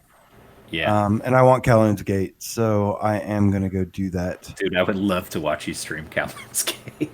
Kowloon's great. That'd be very entertaining. Yeah, Kowloon's Gate is great. Did Noah? He said, "Is the DLC good for Carnival Games?" Yes, that is the best thing. Noah's in the EU, and there's a different sale. So I told anybody that's in the EU and wants to know about a game that's on sale there, just go ahead and toss it in the chat, and I'll try and see. Just at me, and we'll get it. We'll talk about that one too, because we know we got people from everywhere watching, and we love you. Also, while you're at it, at still time, every possible time. Sorry, trains on my end. That's a new one. If you're in Discord, Yeah, right. make sure you add. Yeah, right. I'm sure it's gonna crash into something soon, and then there'll be used to sirens. sirens. Siren not on a the train, train. or Don't worry, the sirens are coming. I promise. Candy love. Yeah, make sure you add still time. He fucking loves it when we add him on the Discord. He doesn't like it, so do it. to what?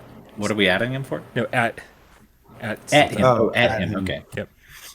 All right. So yeah, this is a recommend. Another Archaeact published game, I think, right? Developed, published. I maybe developed. I think it's developed by Archaeact. Yeah. Yeah. And if you're really interested, you can watch the lore in the form of tapes. Yeah, they've done a few audio dramas. I think they've done 3 or 4 now. I think, and I was actually the sound guys, the audio Not guys. say I was a fan. The audio guys reached out to me, saying, "Hey, do you want to do a developer interview? I'd love to talk about Freediver and blah blah blah." And I said yes, but I haven't heard back from them. I think maybe they saw what I said about them, because the audio. The audio dramas, the podcasts that they've done have been rough to say the least. Yeah. I think They're not interesting. They're like if the game set up the audio logs more. Like I'd honestly rather hear audio logs for Immortal Legacy than this. 100%. Because as much as I enjoyed the game of Freediver, I didn't care at Right. all about Ren Tanaka, the main character, or any of the other characters in the game, because they didn't really take the time to make you care about them. They actually pulled you into third-person cutscenes and stuff like that to kind of remove you from that shit. And I was like, well, you didn't make me care about them in the game. Why am I going to go out of my way to learn more about them outside the game? Like, you should have roped me in the game, and I would have continued through and listened to your audio dramas. But just to confirm, Greg Hendricks is saying, can we get a rating on this? I think we're all saying yes, but we just were nitpicking there for a little bit, right? Yeah, this was actually a 1 for me even before the sale. But yes, I'd say this is definitely yes. Yeah, I mean, on sale. I rated this in the 7 somewhere, I think, on my actual review. And I think we had the same score, 7.8. Something like that, man. It was good. It was a lot of fun while it lasted. It was good. Yeah, it was good. I love, like Joe Grover said earlier, I love the swimming mechanic. Yeah, I like grabbing onto the walls and pulling yourself along. Like that just feels really good. Yes. I would have liked more of that stuff where like the environmental hazard stuff. That was really exciting. I would have liked some more of that. But it happens like once, and it was like, oh, that was so much fun. It's like playing Donkey Kong in first person. This next one it's a little harder than I thought it would be. Why don't we get this donation first? Whoa, I dropped him. Sorry, Tree Guy.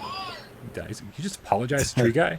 Fuck you, Dave. How dare you fucking drop me? I didn't, felt bad. Who's got the tip covered? Because I don't have it up. Brad at a hella game cat meow with the Aussie oi $5 donation and says, because Calhoun got mentioned, Candy Love needs a new lollipop, and I'd be happy to be said lollipop. Wow. Jesus Christ. Wow. Stick him right in there. Put him right in there. Holy shit, I didn't see that coming. Nothing sweeter than a tracheotomy hole, am I right, boys? Nobody expects Brad out of the hella game cat. Thank you so much for the donation, man. We are almost to LA Noire. We'll get there in a second. But first, we're going to talk about Killing Floor Incursion for $9.99.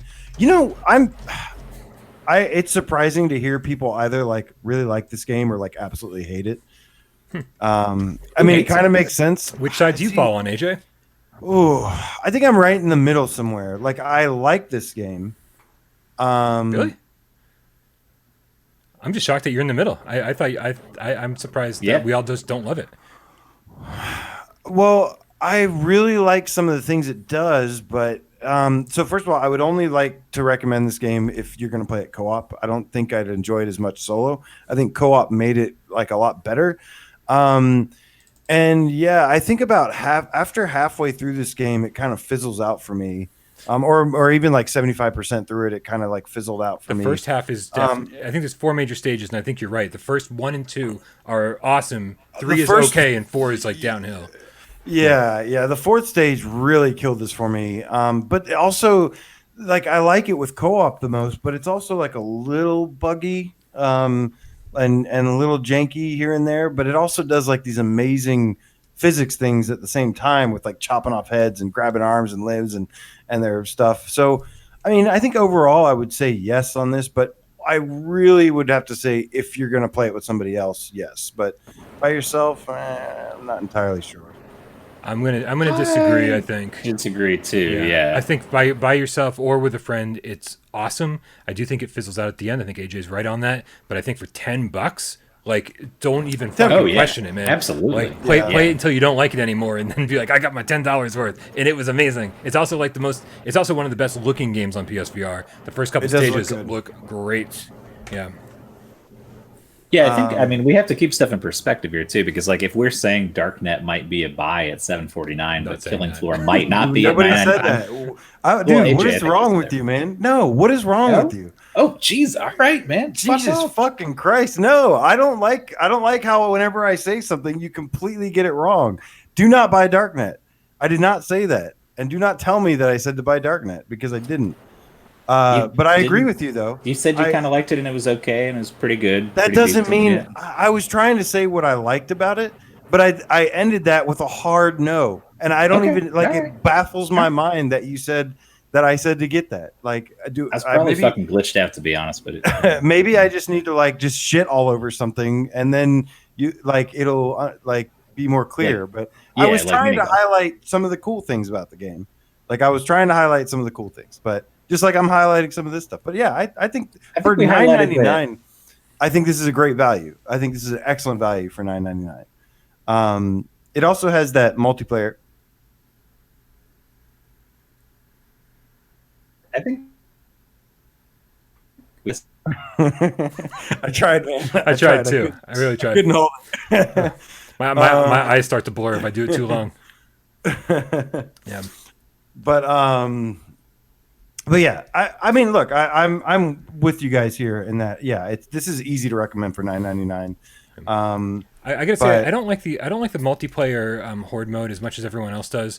Yeah, the arena thing. Yeah, it just every time I've gone into it and played, everyone's like, it's so much fun. I'm like, it doesn't. It's not for me really. I think the environments are supposed to be kind of trippy and stuff, but I like when it's based in grounded in reality. That first level with the farmhouse and stuff, and the creepy road and the trailer park and shit. I was like, this is amazing and right up my alley. And this is the kind of zombie game I want to play. Yeah, this is $10, man. Fucking pick it up. It's good stuff. Yeah. I'm trying to be extra picky and choosy because there's a lot of games here. Yeah, Joe, we got Joe. He thought it froze, but all right. So we're gonna go ahead and move on. Nice. So next we have now we've got LA Noire for $17.99. I think God. Yeah, I mean, without a doubt. Yes. Somebody was asking about that. Sorry it took a second to get there, but I think this is definitely worth $17.99. Yeah. This is I mean, the fact is let's tackle the stuff that people don't like about this first, so we can get it out of the way. It's not the full original LA Noire game. Right. It's like it's actually less than half of it. Yeah, but it's still like 8 hours long. Yep. It also the control scheme kind of sucks sometimes. Control scheme sucks. Takes a long time to get used to. The smooth turning has acceleration and deceleration, so it kind of can make your stomach feel a little queasy if you're not 100%. It made me feel a little queasy, and I generally consider myself 100%. But AJ is not human, so it doesn't do anything to him. But then the driving feels also amazing, and there's still one or two more things I gotta bash on it though. Yeah. It is like there's. The action scenes, like you said, are really good, but there's not a lot of them. Like there's some slow parts in this where it's a little boring, but I think by the end it all pays off. Like when I finished this game, I was very satisfied. Oh, absolutely. I mean, like I was saying, the driving feels incredible. Like I think driving feels absolutely amazing, and it's like driving around a Rockstar world. Yeah, and you're driving these period cars, right? Like from the period, and so they're all like these big fucking honking boats, man, that like you turn too hard or you hit the brakes, you can just hear like metal against metal, and it's just unbelievable. It's a very, very cool feeling, and you're using the move controllers, and I don't think a lot of games have driving with move controllers, and there's something very cool about trying to steer through the streets of LA through this open world. I mean, it's a fucking open world. It's one of the best looking open worlds I've probably seen on the platform. It does look awesome. But of course, and that's the final thing I don't like about it is like it's this huge open world that they don't really utilize very well. Not a whole lot of extra stuff to do. Right. I just really, really, really love the action scenes in this, and there's more towards the end. But yeah, it's not a Zek Lightning's. Did we say a lot of positive things about Summer Funland? I didn't think so. There's definitely positive things about Summer Funland. So just the experience of being there. I think the park itself looks great. Walking around, finding the hidden collectibles, the little monsters and stuff. Yeah, but overall, no. Yeah. So David Moore with $2.99 donations. Thank you so much, David Moore. You are awesome, man. No comment. Fuck you! Who killed David Moore? Why? What the reason for? It's Bob Dylan's song. Yeah, I think this is really cool to see. I would love to see Grand Theft Auto in VR. Oh my god, this makes me want to see Grand Theft Auto in VR. So during our 3-hour phone conversation today, we were talking about the games, like how Skyrim didn't sell 10 million fucking I thought VR about it headsets. after. We said Beat Saber didn't sell 10 million headsets. We didn't all these games that were like, this is gonna sell fucking headsets up the ass, and here we are, we're still sitting at like 5 or 6 million sold. I think Grand Theft Auto in VR would sell fucking VR headsets. Period. I think it could sell like 1 million at least. Yeah, I think that's the game. David, Yeah. you're back. Fuck you! Get out of my home! This is Treeland! Fuck you! This is my tree world! Those are all for David Moore, who gave $3 individually and said nothing each of the time. So. Thank you, Dave, and thank you, David. I appreciate both of you very, very much. Dave, what's your final say on? Would you recommend L.A. Noire for $17.99? Yeah, that's pretty good. All right. Moving on, we've got Wolfenstein Cyberpilot for $9.99. I'm gonna actually say no on this. It looks really good, but it's only like an hour and a half and it's done. And there's like tiny little things that are kind of cool, but What was the I would price say again? overall $9.99. It was just on sale for like $7.99 or $6.99. Yeah, this is such a tough one, man. This really feels like a tough one because I think it looks really good. I think they It killed does look really. the look, right? Paris, Yeah. like an alternate version of Paris in the 80s, looks amazing, almost photorealistic on the Pro. Like, it just looks very fucking cool. I think what I finally came down to was that the stuff that where you're not on the street fighting Nazis, the stuff inside where you're actually like doing VR things, like that was way more fun for me. Oh, really? I thought those parts weren't that exciting, really. My first time through, I hated it, and my second time through, I was like, "Oh, this is the fun part."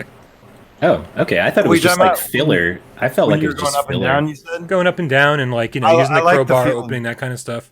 Yeah, Yeah, I mean, It I don't think I seems- like that. That wasn't. I literally like just the part where like going up and down. Like I like the feeling that had. yeah. But I was not a big fan of this game overall. Like, I honestly, it sounds like really being really stingy, but I'd like to pay like around $5 for it.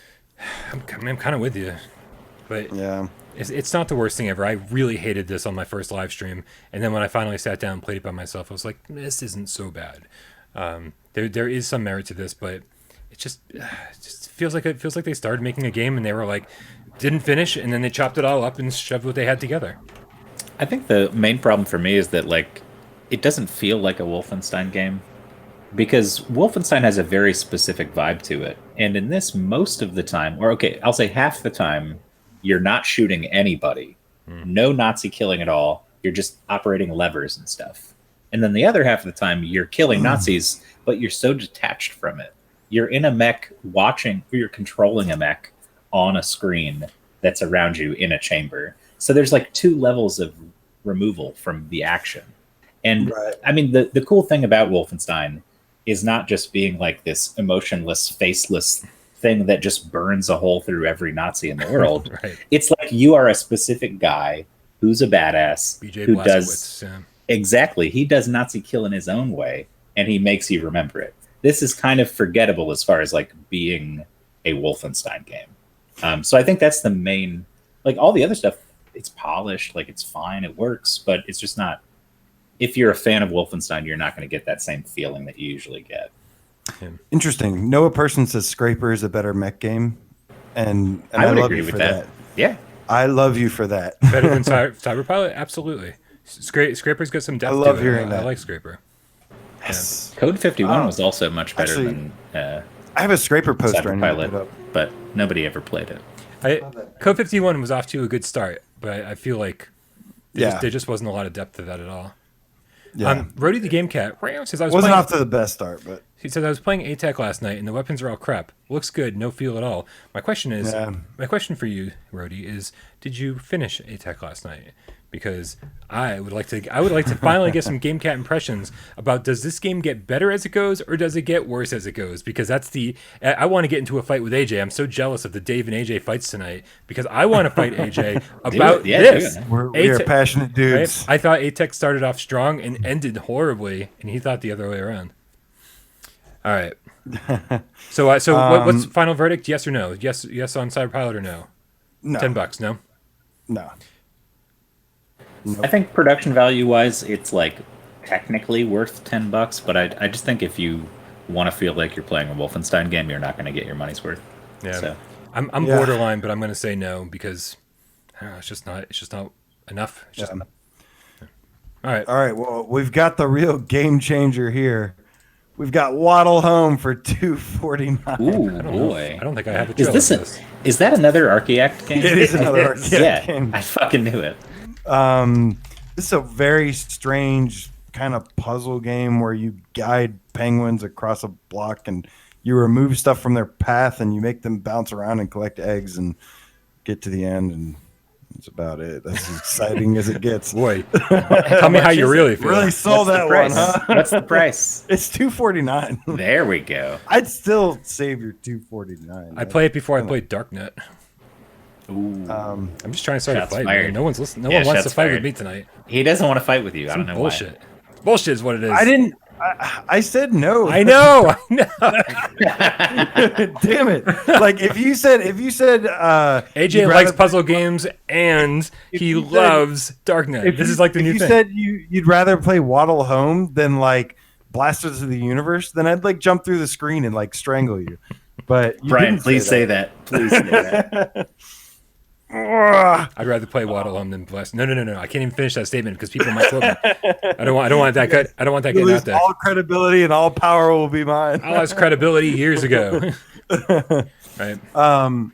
No, we still have one more though. The Waddle Home, I'd say no. It's I mean, honestly, like even if Waddle Home was free, I'd still be like, I'm just not interested. If this was on a flat screen, I wouldn't play it. If it's VR, I wouldn't play it. It's just you can look at the fucking trailer and see that it's just not very interesting. I'm going to go out on a limb here and say if you got kids who use the VR, maybe for $2.49. It'll keep them busy for an hour or two, get them off your back. I'm think sure you kids guys would need that last right now. long. Well, I don't think kids would last that long with this game. Are you guys saying this as people who've played the game? Yeah. Yes. Oh yeah. I've Okay, I okay. wouldn't give an opinion on something that I haven't played. No. Okay, because like I've heard some people say it might have been Will or something. Who knows? And But we that- talk that it about was losing like- credibility. God. Yeah, right. Is I Squishies don't know, on but- sale? Where the fuck is Will tonight? I saw somebody streaming it, and they were like, this actually isn't that bad. It's like kind of okay, like for kids. Waddle whatever." Home. Yeah, Oh, I don't know. I haven't I played said it that myself, about Pure so Ed Arcade. I said Pure Ed Arcade might have some cool mini games for kids. Oh yeah, for sure. yeah. Kyle, this is the new meme for AJ. Yes, it is. Oh, Zach Lightning says, remember that time Brian Paul said he liked Immortal Legacy more than Blood and Truth? I'm gonna stick with that. I Yeah. was like, damn. That's what he said. I'm gonna stick with that. I will just to reiterate. I like it better. I know which one the better game is, but Is I like Waddle it Home- Legacy better. Yes. Yep. Is Waddle Home better than Squishies? No. Squishies is better than Waddle Home. I mean, I think Waddle Home and Squishies are neck and neck for like fucking awful puzzle They're not game too on far this. apart. Yeah. Yeah. I would all right. rather play Waddle Home than Squishies just because Squishies irritates the fuck out of me. Me too. Something about those little fuckers, man. Yeah. Something. All right. So last one is Rise of the Tomb Raider 20-year celebration, $8.99. Of Not course, a VR game, there's just VR it's mode. mostly not a VR game. Right. which is strangely nausea-inducing. Is the VR mode worth $8.99?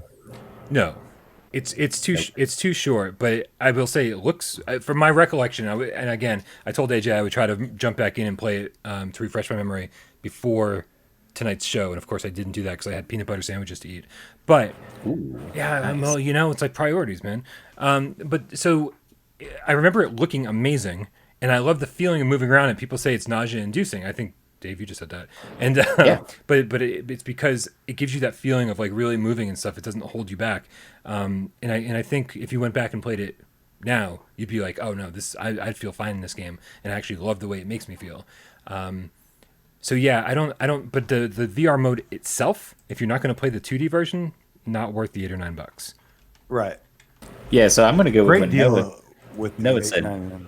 Yeah, the game itself is Right, totally great deal worth if you- $8.99. Yeah, If you're yeah. going to play flat screen and you want to check out the VR thing like as a curiosity, totally buy this for $9. There's like no question. Because none of these other things we're discussing have like a full-on AAA action-adventure third-person game attached to them. You know what I mean? So like, it's a pretty good pickup. Right, guys. It has been It's been a long day. It's been a 3-hour show. Lucky for you, Dave, you were not here for the first hour or so. Oh, but I was working for the whole time, so I'm still. I feel good. I prepared this time. I'm not dead this time. Like last GAMESCAST, I was fucking fried by this point. Oh, I'm fried. Yeah, I'm good to go. Yeah, right on. Well, listen, everybody, thank you so much for hanging out for another episode of PSVR GamesCast Live.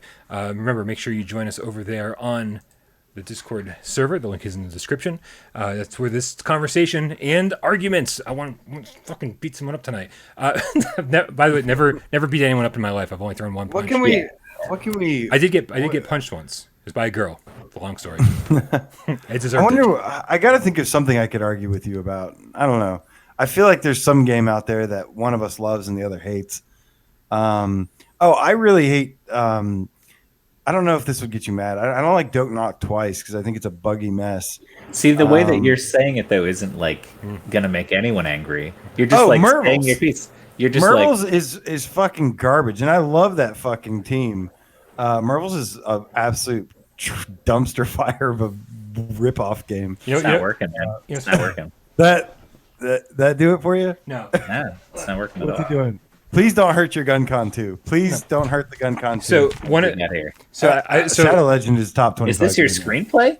Are you reading us your screenplay? No, do you want me to read Yes. that? Want me to read you my screenplay? Yes. Yes, please. Let's do that for the outro. Of the show. That's a different set of papers. Oh, we need Yeah. a bit much longer show than an I outro. think we'd also need an adults only warning for that one because I'm pretty sure it's erotic fan fiction. Right? So, Kyle, I see everything that. I write is erotic fan fiction. That's what I figured. So I was getting ready for the Nathan Berber interview today, and I was copying and pasting all these different questions, from the Discord that some of the cats wanted me to ask Nathan Berber, and my favorite one comes from Phantom, the game cat Cabby. So Nathan, why do you think AJ hates Electronauts so much? Oh my god! And I printed it out and added it to the list of questions I was going to ask Nathan Berber. And I'm gonna ask him. You want to fight about it? You want to fight about it? Question. Come on, No, let's fight. incredible. Let's fight. I don't want to fight about that. Like I'll gladly let you do that, but I don't hate Electronauts. But to sit there and tell me that Electronauts has more variety than Audica in terms of music is fucking crazy to me. I do like that. It has more the variety same of level of electronic music. See, now you're just getting this back to Dave. Brian. What are you doing? Listen, all I did was bring up the joke. fight. I brought up the joke. You I leave brought up Dave Station out of this. I okay? brought up the joke. I actually didn't say anything. I know. I brought up the joke, and you started the fight up all over again, AJ. It was like yelling at me. I just wanted to show you how funny it was, and then you were like, "Oh, well, let me tell you why Electronauts suck so much." You know what? and I forgot that that one thing Dave's Dave the one said. that. No, but Brian's trying to start a fight. Yeah, man, it's more fun. Fighting is awesome.